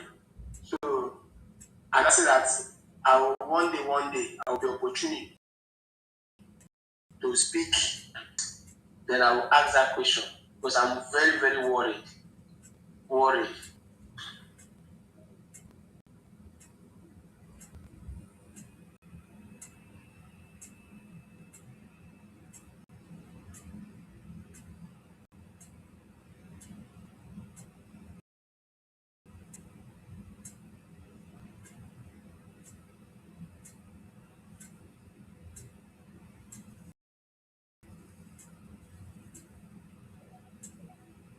Also happy when they saw announcement coming from the Somali land recognition. And it's also noteworthy for us to learn the step-by-step processes that has brought Somalia to where they are today. Let me go before I will expatiate to take before we get to the stage where Somaliland got recognized is when we have attended all the step-by-step procedures that the Somaliland people have attended. That is the quick and easiest answer. And then let me go down to expansion. Somaliland people broke out of Somalia, I think in late 90s or 80s, when the war broke out in Somalia, when they saw that Somalia is going to a suicidal slide. Then they came up unanimously, the people of that region that form the Somaliland today now. And then they hold the front and they continue to march. They started governing themselves and implementing. They went with one voice, one mind, one vision, one goal, and they pursued it. So they've been on for over 35 years. They've established a government, they have control and physical governing presence in their homeland. They are fully in charge. They have their administrations, they have their president, they have the army, they have their police, they have their air force. So what was just waiting for them has been a formal recognition from big and important countries that will give them so much of legitimacy, most especially in terms of security architecture. That's why America recognizing or Israel, it means you have advanced. You will have all the security apparatus needed to combat the common threats, the terrorists and the terror people.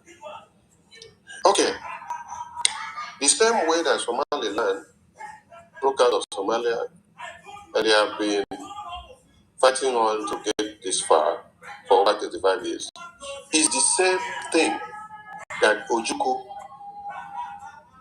with Philip Effiong did in 1967.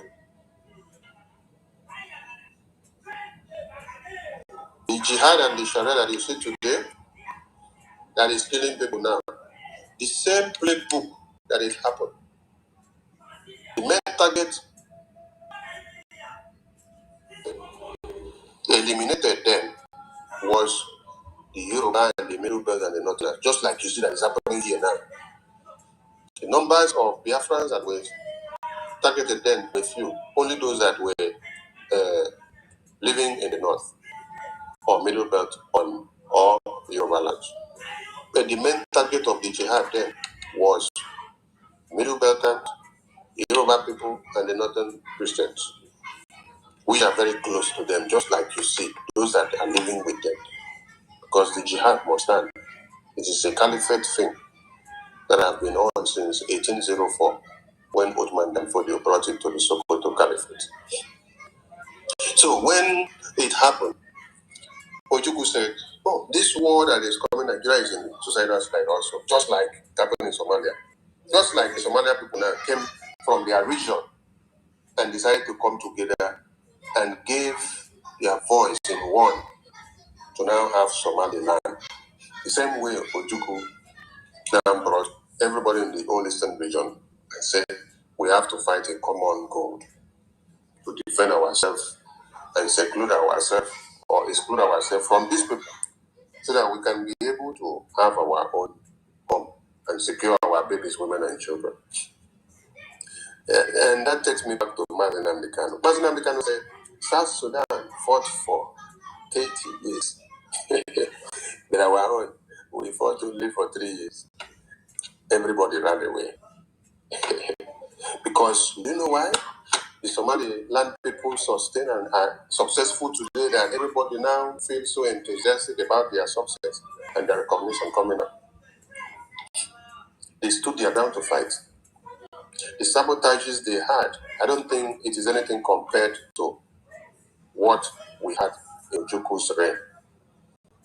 If the members of council, members of the governing council of Ojukwu plan to eliminate Ojukwu and Philip Effiong, I don't know if there is any highest plan taking down a government than that. The two people that stood up, which all of us are supposed to give them the support, members of the governing council of Biafra under Ojukwu, some of them now design a different thing that they need to do and take down Effiong so that they will return to one Nigeria, so that he will be the one to lead. Ifejuna said he is higher in ranking to Ojukwu. Why must it be Ojukwu? That he should be the one to lead. You are not the one that started, you're not the one that brought about. Even if you were the one, but there is a certain now, the person that has the highest voice, the person that everyone are listening to and is taking the control is Ojukwu. Why can't you just humble yourself? Give him all the support. Whether you have a doctorate degree and Ojukwu doesn't have, whether you have professor degree and Ojukwu doesn't have. Whether you have bachelor in the nonsense that you read in school and then Ojukwu doesn't have. But for Ojukwu is the one that they're and is doing well. Why don't you just give support? No. Members of the governing council of Ojukwu decided to sabotage Ojukwu and Philip Effiong. The plan was to eliminate Ojukwu and Philip Effiong. And when they saw that Philip Effiong was a stumbling block to eliminate Ojukwu, they now made steps to go and eliminate Philip Effiong first. On planning the execution finish, Brgie now made a carry him out. God thwarted the plan. And then the whole thing leaked. And then they brought it back to Ojukwu. This is how you saw, and this is why you see that our own has not gone to the point that the Somaliland people are in now. Because this level of sabotage is what has destroyed us. So, but we are not backing down. I just brought that up so that people will understand the step by step that people went through and the same step that we were supposed to have gone through, but our sabotage destroyed many of our processes. That war wouldn't have ended the way it was. If there were not so much sabotage from our end, going to go and stand with the Nigerian government, we would have gotten maximum support, even with Nigerian terrorist government aligning with Britain. At the point, so that we were taking down all the Nigerian terrorist soldiers that they brought, until they started trying to pretend that they needed the reinforcement, that we are taking them all down. So we were winning the war. But the sabotage from within also contribute to our down. So this is what we must understand. Somaliland went through step-by-step processes. When you hear them today, they not sleep yesterday and wake up. It is not 2 years or 3 years. Over 35 years. Thank you, my brother. And the Oracle, over to you. All right, my information minister, good evening. Can you hear me? Yes, sir, go ahead. Yeah. So I just want to ask a question, but before the question, I want to say something.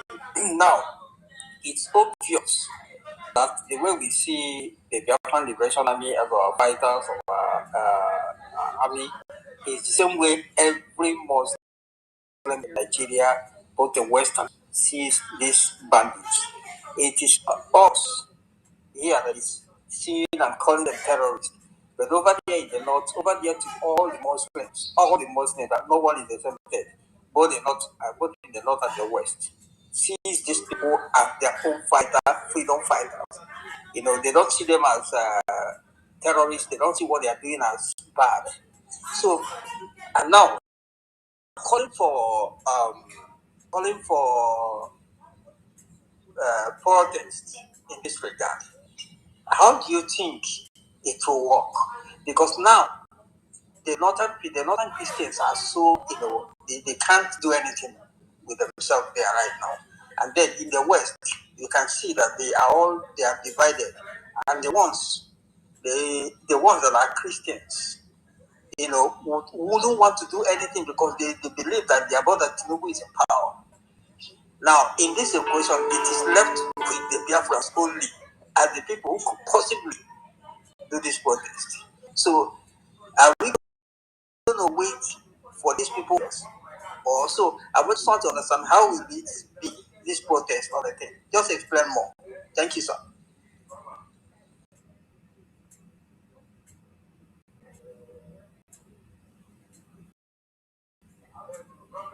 I'm coming to answer your question, please. Give me 1 minute. What number? You may say something. Thank you so much. Thank you, Biafrans. Yes.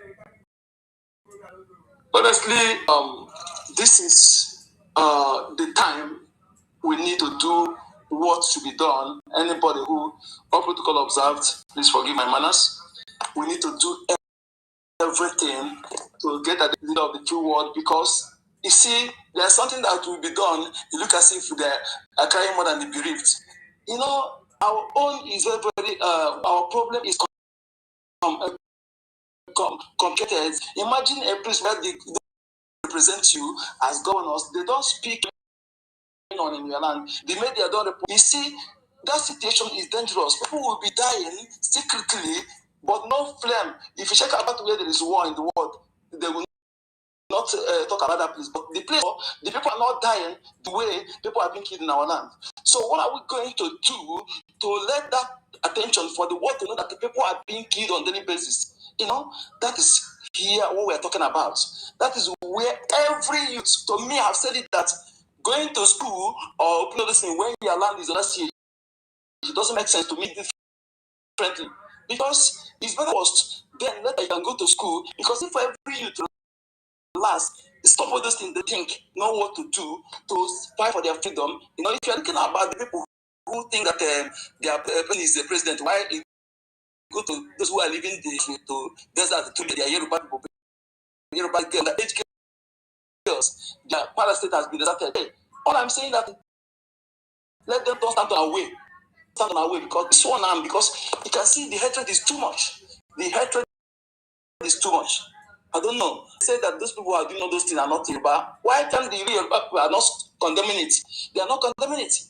Okay? Look at what happened in Lagos State, where building born. Our people there calling for help. Why Lagos State government barricaded that place? Refuse them to get help until 10 people die. 10 Biafrans die in that building among 3 siblings. You know, the hatred is much. Everything Shettima said in audio is happening before our eyes. So you, that's in no way explaining you have to do something. We can't continue looking at those who they don't know their plan. Okay? We that don't need Nigeria don't need us. We don't need them. We have to leave. We don't need any of them. We don't need Europe. We don't need us. They're the one that need us. We have to leave and fight our way out. Let nobody stand on our way. Or if we Biafra you to support Biafra government in Israel, you that doing business don't want to use to support your freedom. Bring that one support those who are they can do what they need to do. Hear our cry. Yes, BDF know what to do. What they need is that money. Bring that money out. That money keeping Nigeria Bank. That money keeping the enemy will eat it if you don't want to bring it to support what we're doing. We should, our people, Biafrans in coastal region everywhere, to come together, come under umbrella of BDF. Anybody gathering any other group, if you know anybody trying to create group or to have a different group, we don't need it. That is divide and conquer. Let us have one umbrella, Biafra government. Government and group is not the same. Since when we don't have a government, it's different. But now we have government. That is why the world is. That is why the Washington is listening to us. Let us come under the big umbrella and bring that effort together. Scatter the effort. Don't divide the effort. It will not help. Okay, you will see our prime minister give a show example when he came. He bring all the armed group that are fighting for Biafra under one umbrella, and that is one of the reasons the enemy have not, despite all the effort they have made using the terrorist woman and accountability groups to penetrate our BDF, but being that they come under one umbrella, and those who are controlling them are happen to be humanistic, liability, unbribable, incorruptible, Biafran men and women that refuse to betray Mazina and the land. That is why BDF is still standing today. We give thanks to them.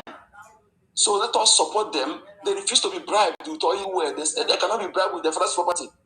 Some of them, their siblings has been killed by hopes of them, wife kidnapped, their parents killed, yet they still maintain the status quo. They still remain consistent on the fight. That is the one I am inexcusable. I am inexcusable. Mazina is still there. If any of you think that both men committed a crime, that means you have to have your mentality checked. They committed no crime. Everything we're doing is 100% legal according to the UN law and African Charter 1. Those committing crime against us are Nigeria government. So if they committed crime, they wouldn't have been offering them every money, bribed, every different thing. It's Lord, Mazina can to be the richest man in Africa, promised to be second and go to. They said no. If they committed crime, they wouldn't have been given them. They are lawfully and politically imprisoned. It should come to bring that money. Bring that money you don't want to bring. Put your money I owe you loan. There's a video that one Yoruba man was saying that those building houses in that southeast, those building BB houses should be taxed. Can you see where that this tax issue come out? That even the house you build your own land, and that is the envious for you to be taxed.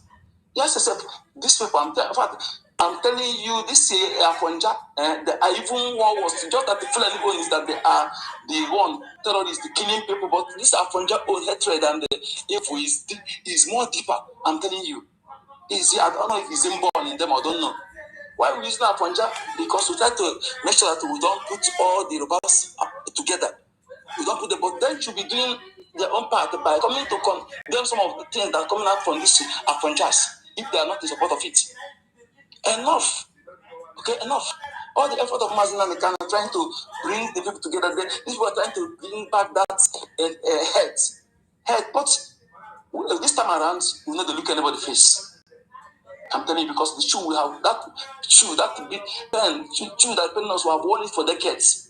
You know, some of them cannot wear the shoe for just even half 10% of what we have endured in that contraption. Okay? We talk about those who have worked hard to work for that contraption, the so-called one Nigeria. It is us, but it's foolishly. Foolishly, I blame ourselves for that nonsense. So we shouldn't continue in that path. Those of you in Lagos that try to reason, all this now happened all the while.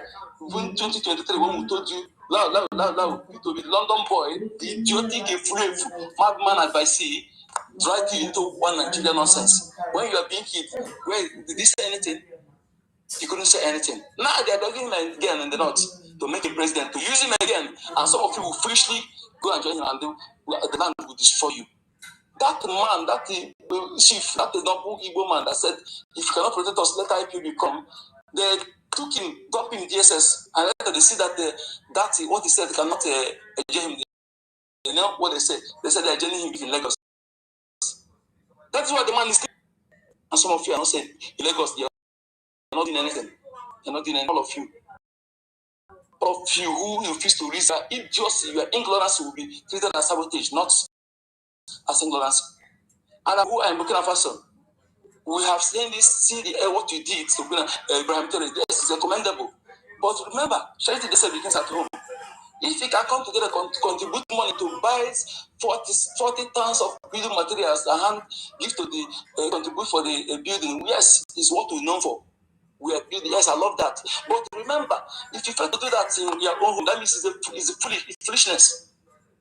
The same way you contribute that money, contribute and support your defense, support to secure your own ancestral land, your own level. No matter what you contribute in Burkina Faso, you are a stranger. You are a stranger. Do like wise people, those who, if truly wise, support your own home. You are all those who are protecting to preserve your own ancestral land. Otherwise, it will be as a foolish, what foolish people does. Okay? And we're not foolish people. And those anyway are in the Ghana and the South Africa, all the things they're doing to you, in one way or the other, I love it.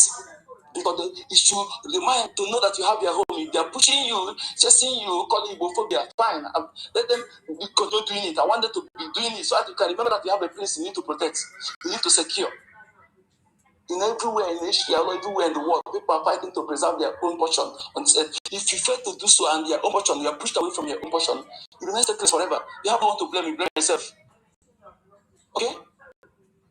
And leader of the world have actually given us green light.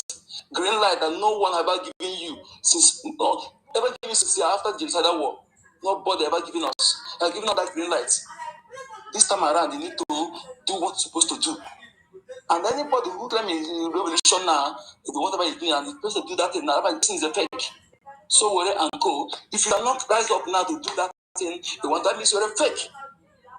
I've been saying it. That Nigeria is where you see the one that calls himself Mprekete family. Mprekete.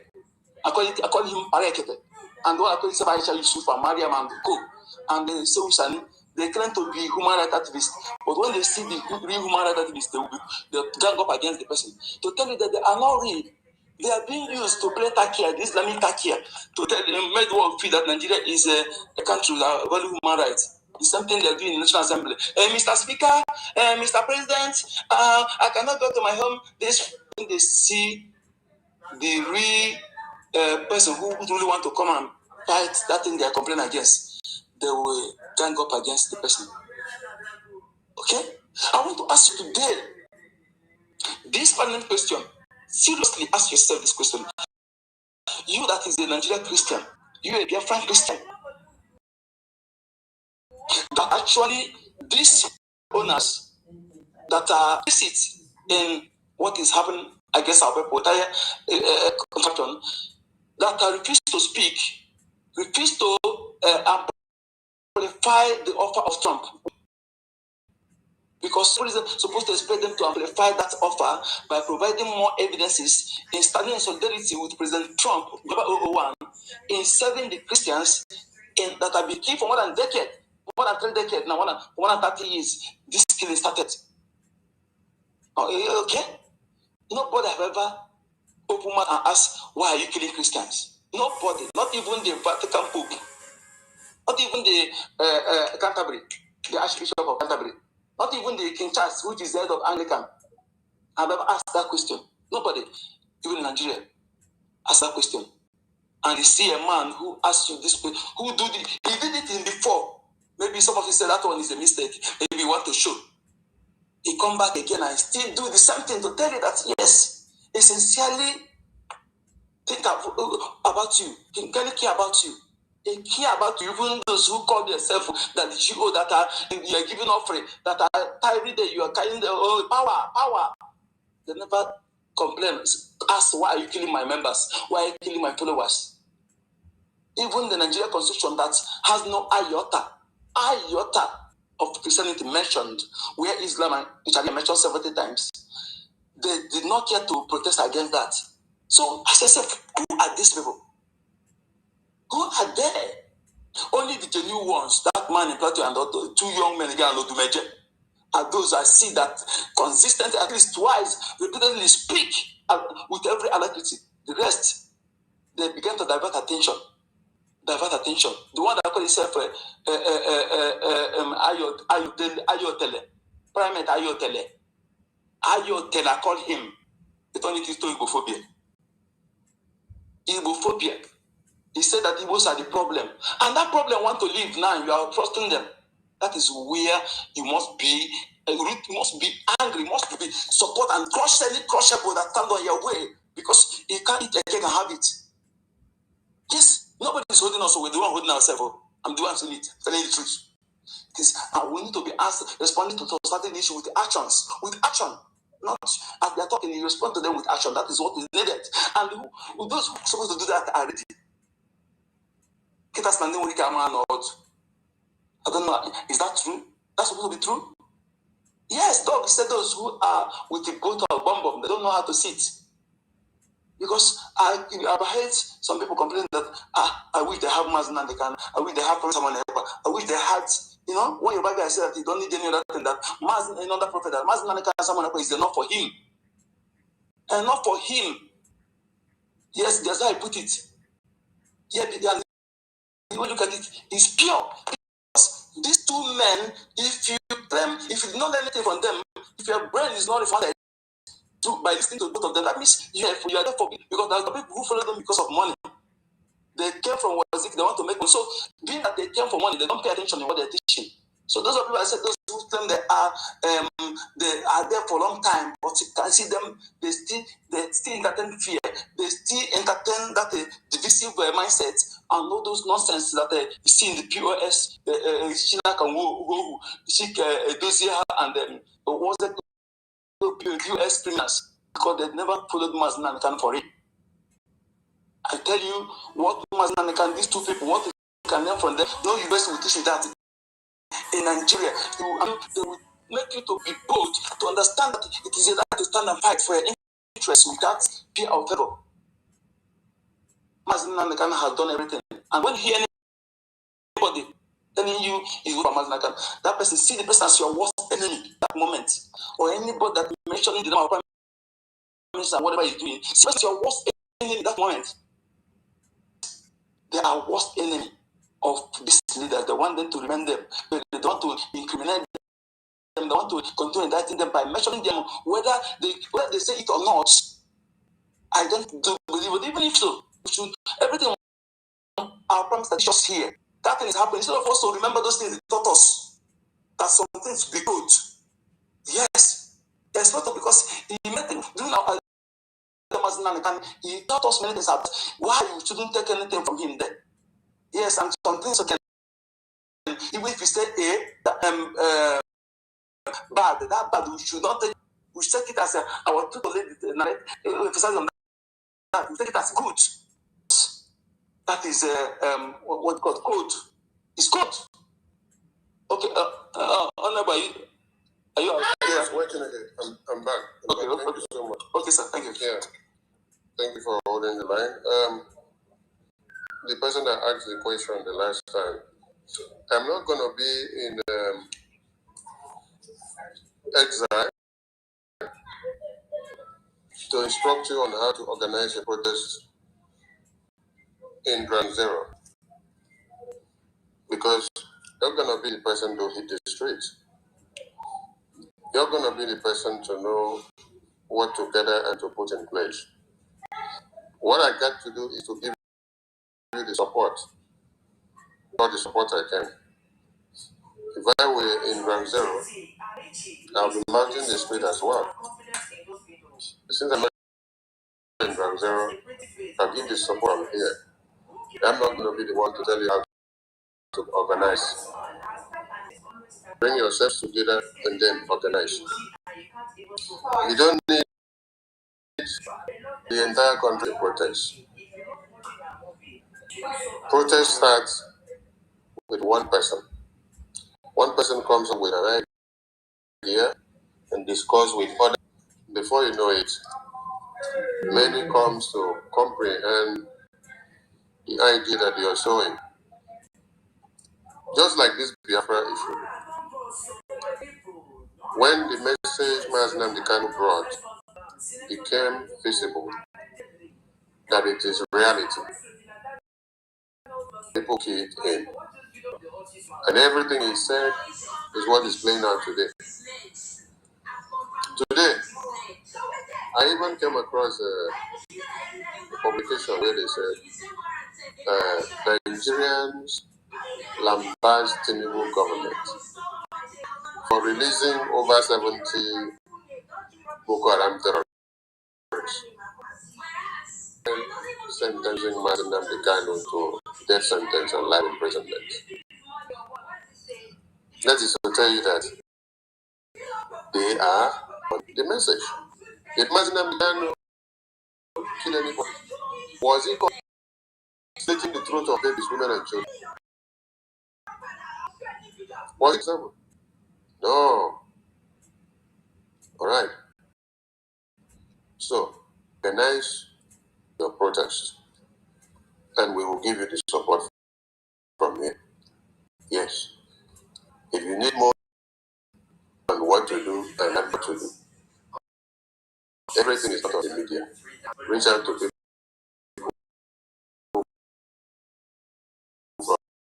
from the back door and communicate. Don't come to the media. Organize yourself and start. When they kill you and invade your communities, you know what to do. You don't lie down.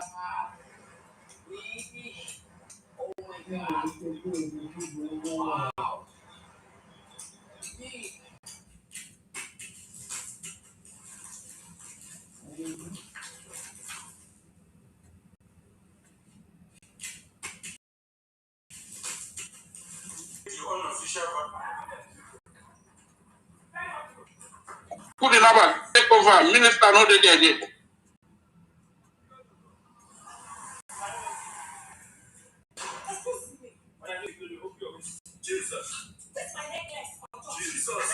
Hello. Yeah. So Yes, Biafrans. like I said, I'm back, sorry. Network. Like I said, you organize yourself for the protest and then get people together and then you know what to do. When Boko Haram terrorists invade your communities and kill you, what do? Do you all carry the dead bodies and go and bury? I thought I normally see many of you bring the dead bodies and will be invading the streets. You be shouting, we know agree. Is that not how a protest starts? What did they do to you to start the protest? They're killing you, right? Huh? You carry a dead body. So, okay. From the protest don't start, have you? Okay. As Nigeria government not kill. The thing is, you protest, they will kill you. You don't protest, they will kill you. If you don't die when you're telling them not to kill you, you will die when you're running away, pretending and trying to be a good guy to go and sleep in the house. People that the terrorists invaded their communities and slit their throats in the night, they did not want to join protest or to protest. Did that stop the terrorists from singling them out and slitting their throat? Their throats have been slitted. They wake up to see that their half-life is wandering in another atmosphere which they don't know. So, you protest, you make noise, you want an end to the terrorists, good for you. If you do, the terrorists will still come and kill you and nobody will do anything. When you allow them to outnumber you, they now come to kill you. Before that time that you want to come and speak, it will be like what is happening from other parts of Nigeria now, where they have already put the Sharia law in the constitution, and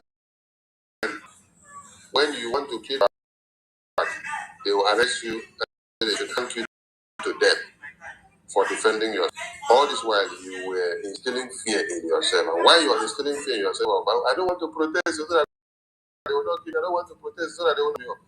Within that time that you are using that incapacitated brain to reason that way, they are using that time to put in Sharia law, jihad law into the Nigerian constitution to back up the terrorists, so that when the terrorists will come and be cutting you in broad daylight, they will refer you back to constitution that the terrorists have power over.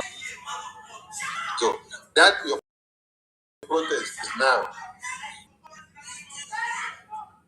Donald Trump is applauding Iranians because you see that when they started, he said, I see that the Iranian people are ready for freedom. And I want them to continue the momentum. They should not stop. That's what he said. After Iranians saw that tweet, all of them that will not be able to join. Every day. Today, it has gone far. What was the Iran? Then today, another tweet. The government is saying help to Iran. Help is coming on the way. They should maintain the line. They should maintain the line because they have been consistent on the protest for weeks now. Nigerians went to protest only one day. When they had one gunshot, everybody went to Indomie factory to go and start collecting Indomie. They went to warehouse. They ran away, went to people's business to go and be picking things to eat. They started doing P Square music, the video music. They turned it to a musical concert. But those that went for the revolution, those that went for a popular uprising, you can see the way they are doing it in Iran. Thank you so much. Common sense. Your hand there up. Go ahead, sir. Hello, greetings to you, Honorable Minister of Information. I want to thank you for the privilege you've given to me. I am Lucky Star.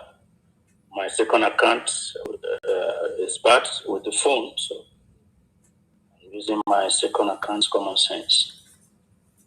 So I thank you for all your coordination, your effort you have been putting in this race, and by the special grace of Chukwu Kikabiama, we are doing wonderfully well. I want to thank the House, our people who are a good number, Rage and Fury, 1 million, Simon Epa, and the rest of them, Mama Betty and the rest, Stella and the rest. I thank you, David Inanna, All of you, Mr. Snow, I love you all. All your efforts will never be in vain.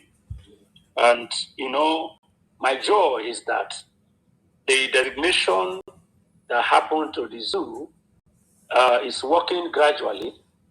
And God is really using you people. Our APM is working, and now our lobbies, they are doing wonderfully well. I love the efforts, the fire that is burning.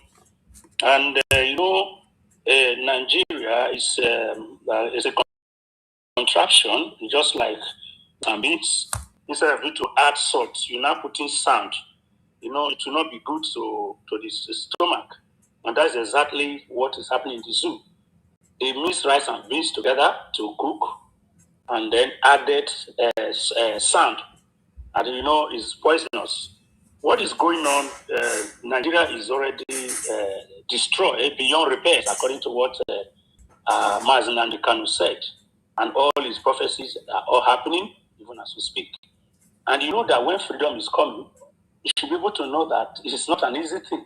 But for what they have done to our leader, Onyendu, is what is going to end Nigeria. And already Nigeria is destroyed already.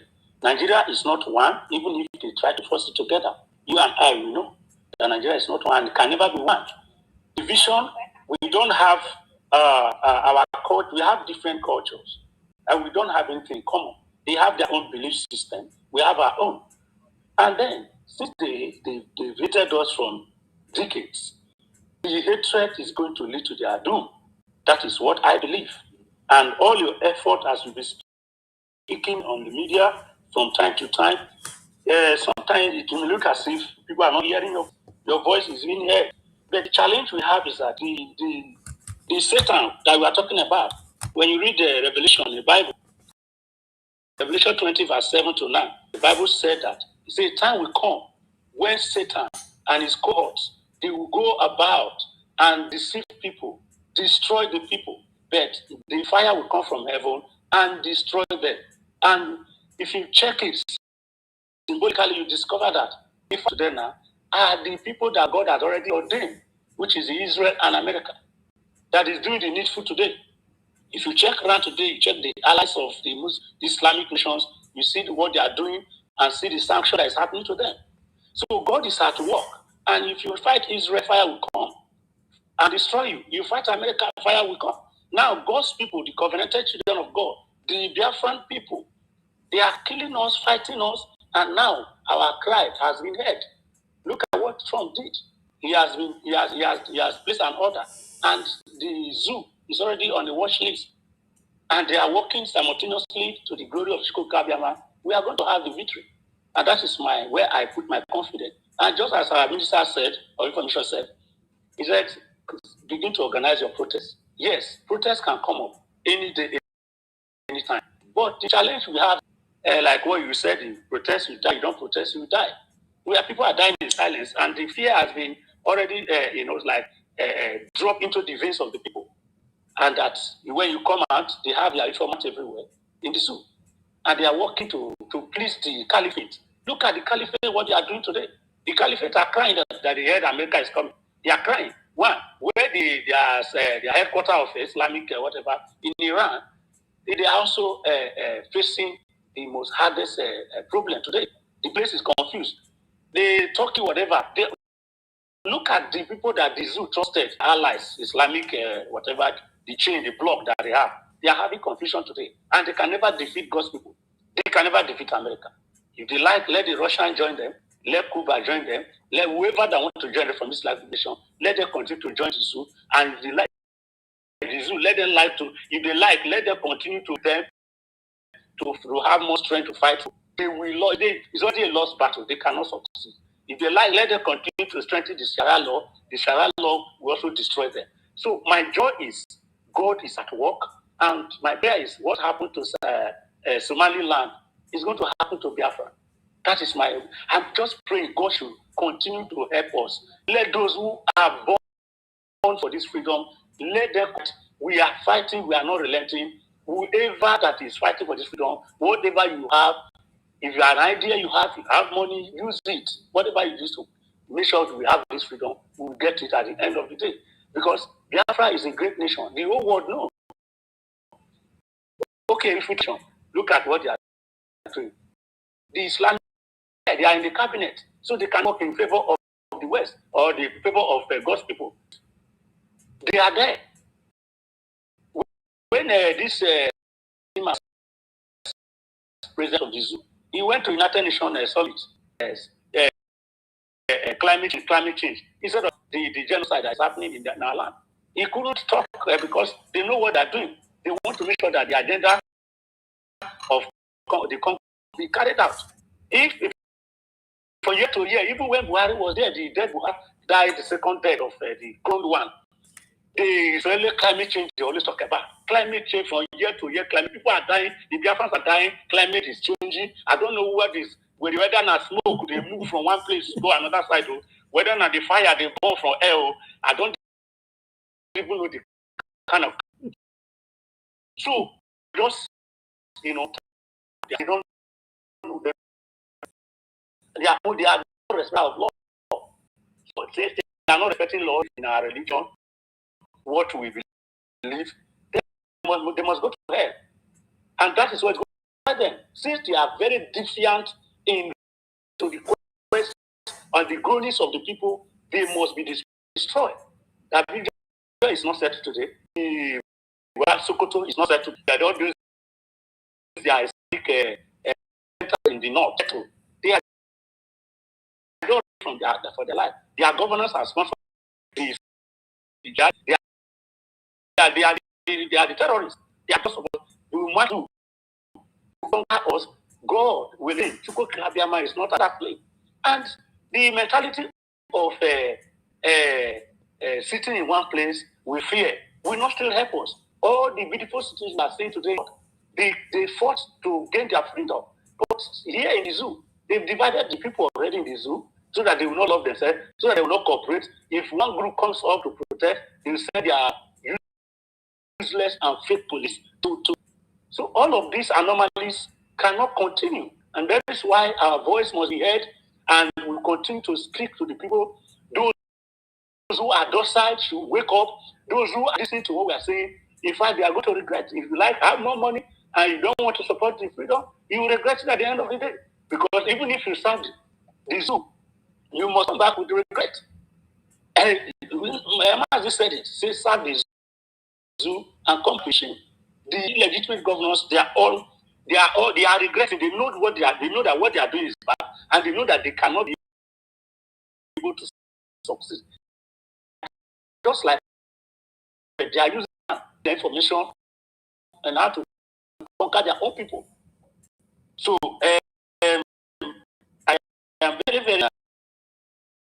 very optimistic. The freedom is very close. We will not relent. People, there's one parable they used to make. Boy catch you for body, and the boy they pay you. They pay you. You say the day when the boy they boss. He say when the boy they pay you well, you don't near to boss, and when he boss, you get your freedom. So this boy, when he catch us for armpit or for private, when he pay us and he swell up, you say it already enter. Say the day when he go boss, and he must boss. That is for sure. The day when he go for freedom. So the boy when they catch Biafran, when he hold us, he already they pain us with a cry. He go most surely boss. And if you force and boss, sometimes you have more injury.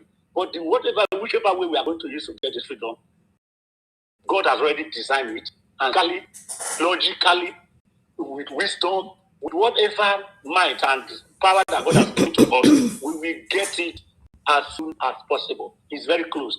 I want to thank my Minister for Information. God will bless you. You will not regret what you are doing, all your effort. The Lord will pay you, and our APM is doing the needful.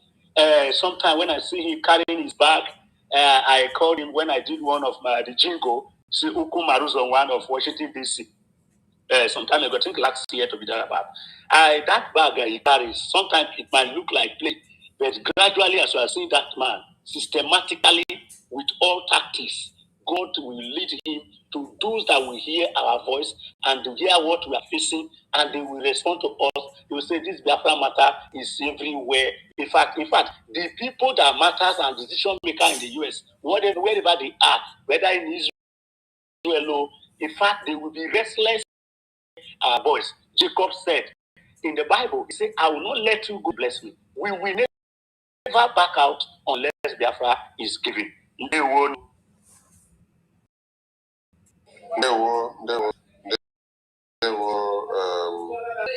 Common sense. Right. Thank you, sir. Right and serious. Go ahead. Okay, thank you very much. Our Honorable Minister of Information, Afarawa Achibon Sonny, thank you for your service to the Biafran people. With every Biafran that is here present and those that will listen hereafter. Greetings to the current Prime Minister, His Excellency Okechukwu Ire, the current and active Prime Minister that present and incapacitated for standing up to fight for the freedom of his people, to condemn the genocide that is being carried out against the people and Christians all over Nigeria.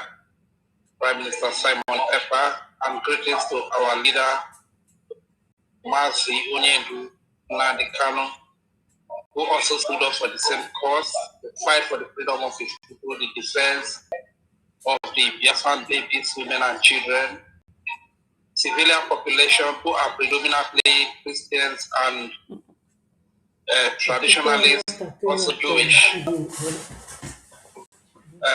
Because of this, they are both imprisoned, one sentenced to life imprisonment, that is Mazi Nnamdi Kanu, and the other sentenced to 6 years imprisonment.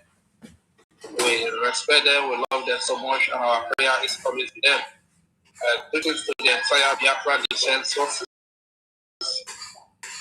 the protectors of our babies, women, and children, the protectors and defenders of our ancestral land, the army that has its loyalty to the people of the whole Eastern region, the army that has loyalty to that land where we met to peace rapper, where we have for market day, everything in common.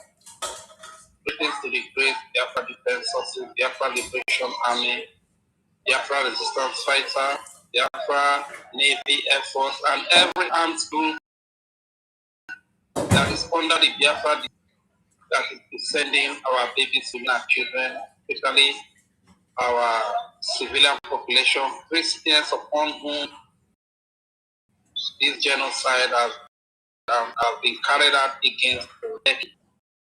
Thank you so much.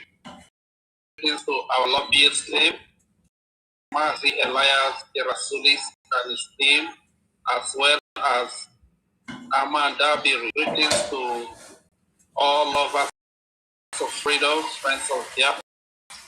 Greetings to the financial donors who have been faithful, committed, and steadfast in spite of this sabotage that we have seen for many years.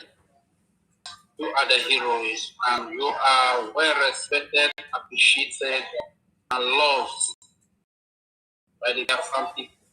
Greetings to every informant, starting from the Honorable Minister of Information, Barawa, to all the media people, our mothers, dear mother Elizabeth Ford, dear Madam Mukiruka, dear mother Madam Tutos, dear mother Madam Nate Chechi, dear mother Shop Comfort, dear mother Madam of Akubondo, and the list goes on and on and on.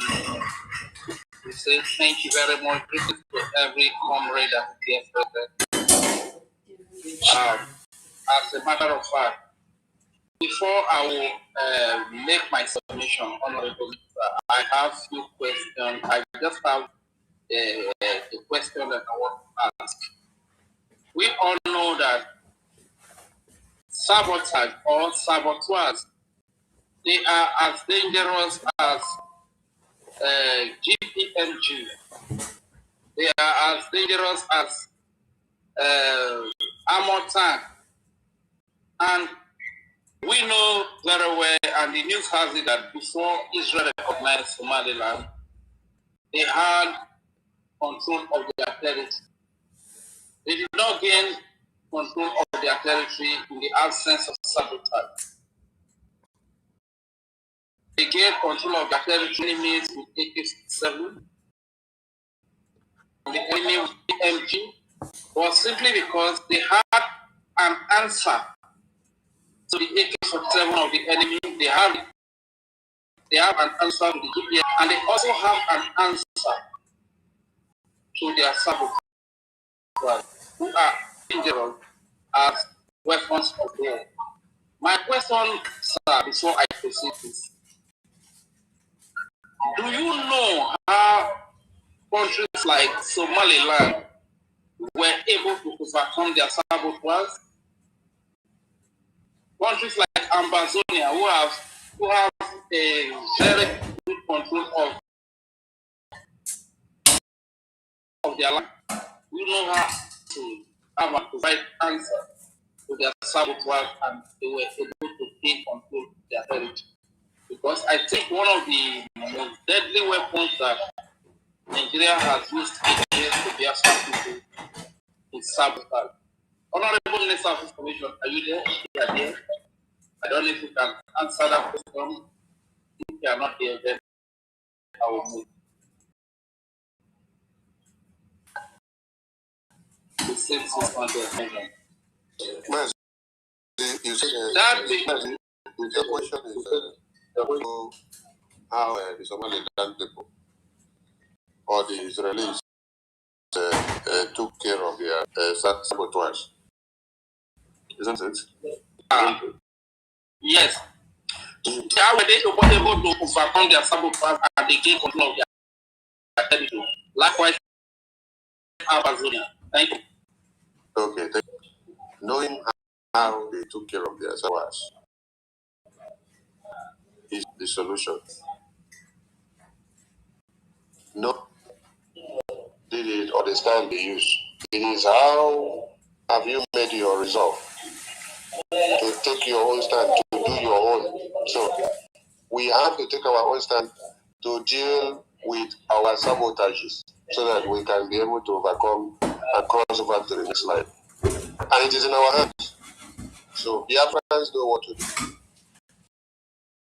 You hold your leaders, those you know that are dragging you backward, those you know that are the ones killing you.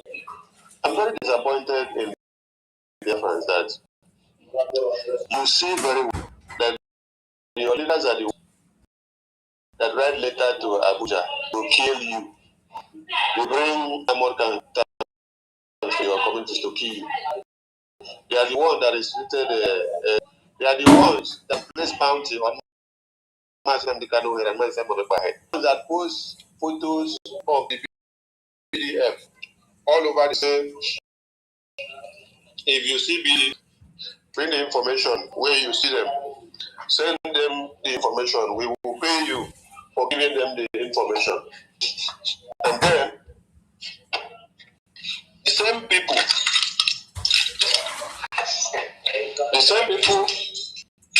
are the people you know quite well that signed paper for Nigerian terrorist government pronounce Mazen Dikano death sentence because of Biafra, and to pronounce life imprisonment just because of you, because of Biafra. It's not because of Mazen, because if it is not about Mazen Dikano's personal life, it has nothing to answer or to have such issue. Then today you're seeing the same people running about your communities and you're hailing them. You're going to do campaign with them. It means you people are very useless, honestly. Because when you talk about holding the saboteurs, holding those that are dragging you back, it is then you need to start taking the actions. So it is not about learning or knowing saboteurs were taken care of in Tanzania or care of in Somaliland or Israel. It's about how you are ready to do your own. So it is not everything that you have to talk in the media how you want to do it. Do it.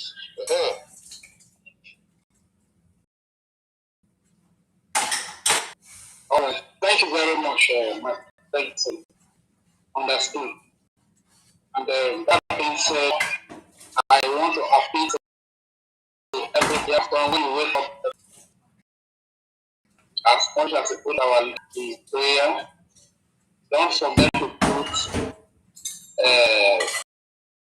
President Donald Trump. Don't forget to put that. It's a lot of work in that. I want to show that at this time around. Don't forget to put the people of Iran in your prayer as well. But the Islamic jihadists, the name of Ayatollah, that is really killing them.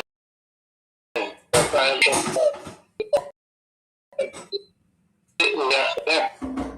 And the matter of fact, these 4 years of Donald Trump, 4 years of freedom of humanity, the do not see against that already.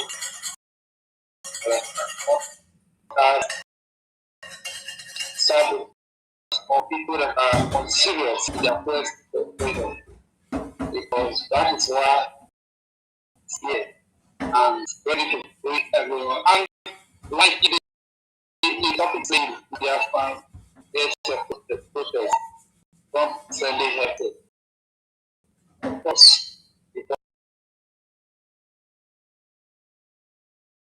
Thank you, Biafrans. Thank you so much.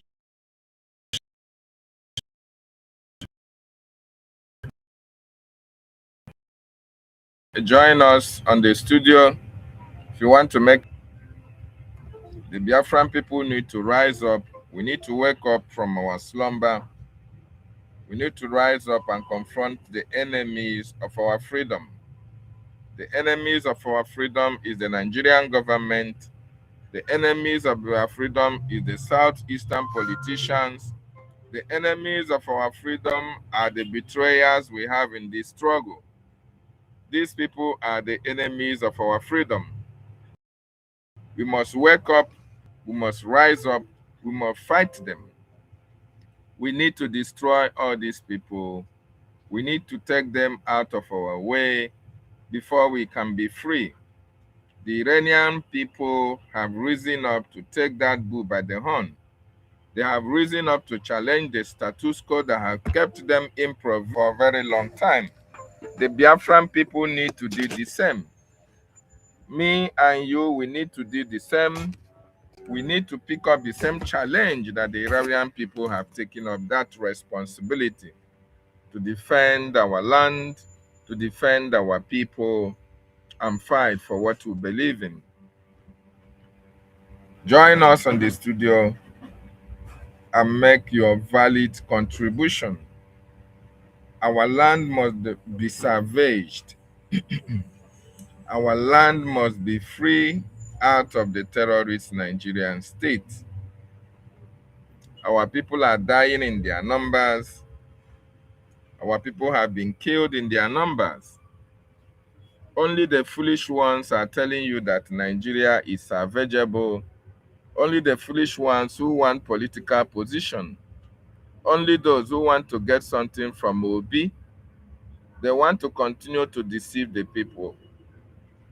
Only those who are eating from the Nigerian government tables. Only those who want crumbs that falls from the master's table. These are the people who are not supporting what we are doing. These are the people who are being used to rig elections. These are the people who are carrying ballot boxes, who are snatching ballot boxes. Even when they cannot put food in the tables, even when they cannot provide for their needs, the Nigerian government are paying them peanuts, giving them peanuts to sabotage their own freedom. Freedom is what you need right now, Biafrans. Wake up. Biafrans, rise up. Biafrans, fight. The time is now. We have to take our destiny into our hands. We have to engage in this fight. We have to take over our freedom. We need to fight it out from rooftop to rooftop, from counties to counties, from district to district, from communities to communities, from kindred to kindred, even from families to families, so that we can free ourselves from the bondage of this evil contraption, of this evil entity called Nigeria. So Biafrans, we need to rise up. Biafrans, we need to wake up.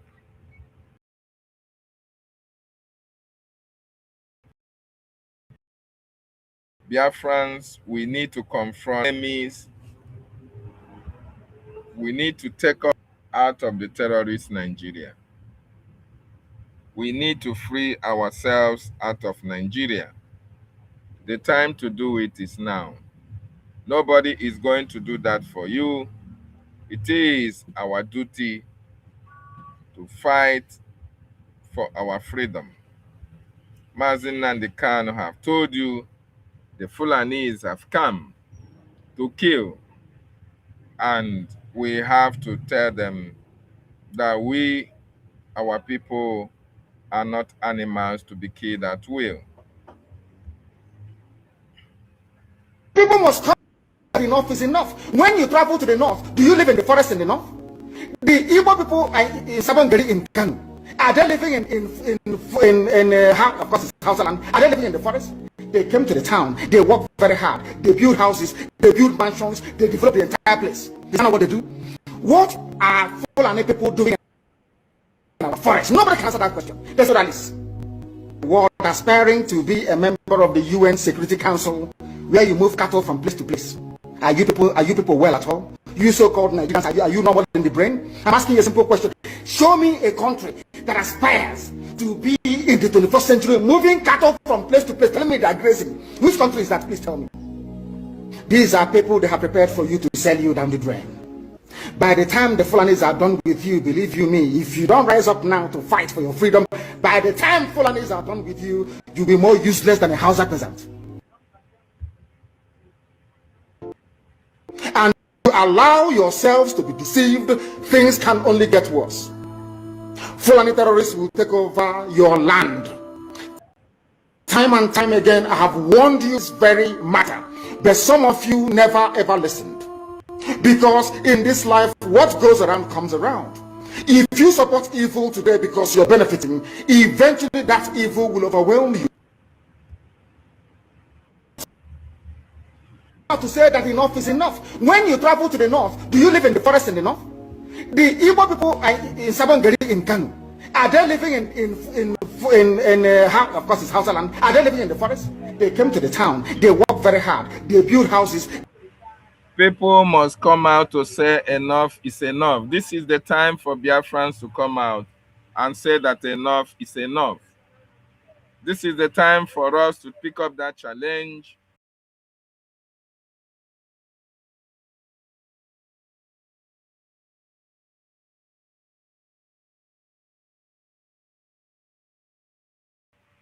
And fight out.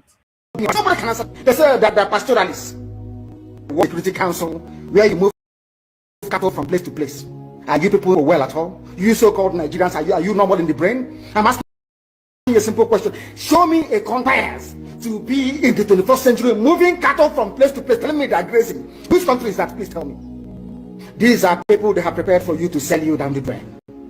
By the time the Fulanis are done with you, believe you me, if you don't rise up now to fight for your freedom, by the time Fulanis are done with you, you'll be more useless than a Hausa peasant.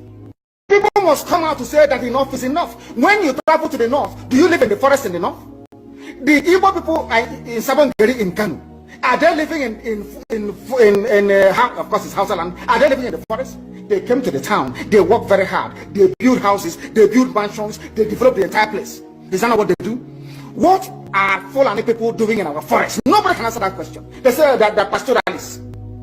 What aspiring to be a member of the UN Security Council, where you move cattle from place to place. Are you people well at all? You sort of Nigerians, are you normal in the brain? I'm asking you a simple question. Show me a country that aspires to be in the 21st century, moving cattle from place to place. Tell me that grazing. Which country is that? Please tell me. These are people who are prepared for you to sell you that. By the time the Fulanis are done with you, believe you me, if you don't rise up now to fight for your freedom, by the time Fulani you'll be more useless than a Hausa peasant.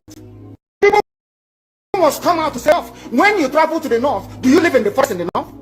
The Igbo people in Sabongeri in Kanu, are they living of course it's Hausa land, are they living in the forest? They came to the town, they work very hard, they build houses, they build mansions, they develop. Is that not what they do? What are Fulani people doing in our forest? Nobody can answer that question. They say that they're pastoralists. What aspiring to be a member of the UN Security Council, where you move cattle from place to place. Are you people well at all? You so-called Nigerians, are you normal in the brain? I'm asking you a simple question. Show me a country that aspires to be in the 21st century, moving cattle from place to place. Tell me they're grazing. Which country is that? Please tell me. These are people they have prepared for you to sell you down the drain. By the time the Fulanis are done with you, believe you me, if you don't rise up now to fight for your freedom, by the time Fulanis are done with you, you'll be more useless than a Hausa peasant. Thank you, Biafrans. We must rise up to fight. We must rise up to get our freedom, to reclaim our heritage, to get our ancestral land, to defend our people, because if they don't do that, the Fulanis are coming to take over our land. And by the time they are finished with us, Hausa people, God forbid, it's not going to get to that stage. And that is why we are calling on Biafrans to continue to support their freedom, support the Biafran Republic government in exile, support our active Prime Minister Ogechukwu Nkere, support the Biafran Defense Forces in the homeland, so that our land will be liberated, our land will be free, and we will be free in our land. Thank you so much for being part of this. I appreciate everybody who joined us. Please, if you have not subscribed to this channel, try as much as possible to do so. Subscribe to the channel so that anytime we are live, you are going to notification. Having said that, I say, may Chukwu Okike Abiama continue to be with us. May he give us the strength and power to fight on until we are free as a people. Ndewo no Chineke, and goodbye from here.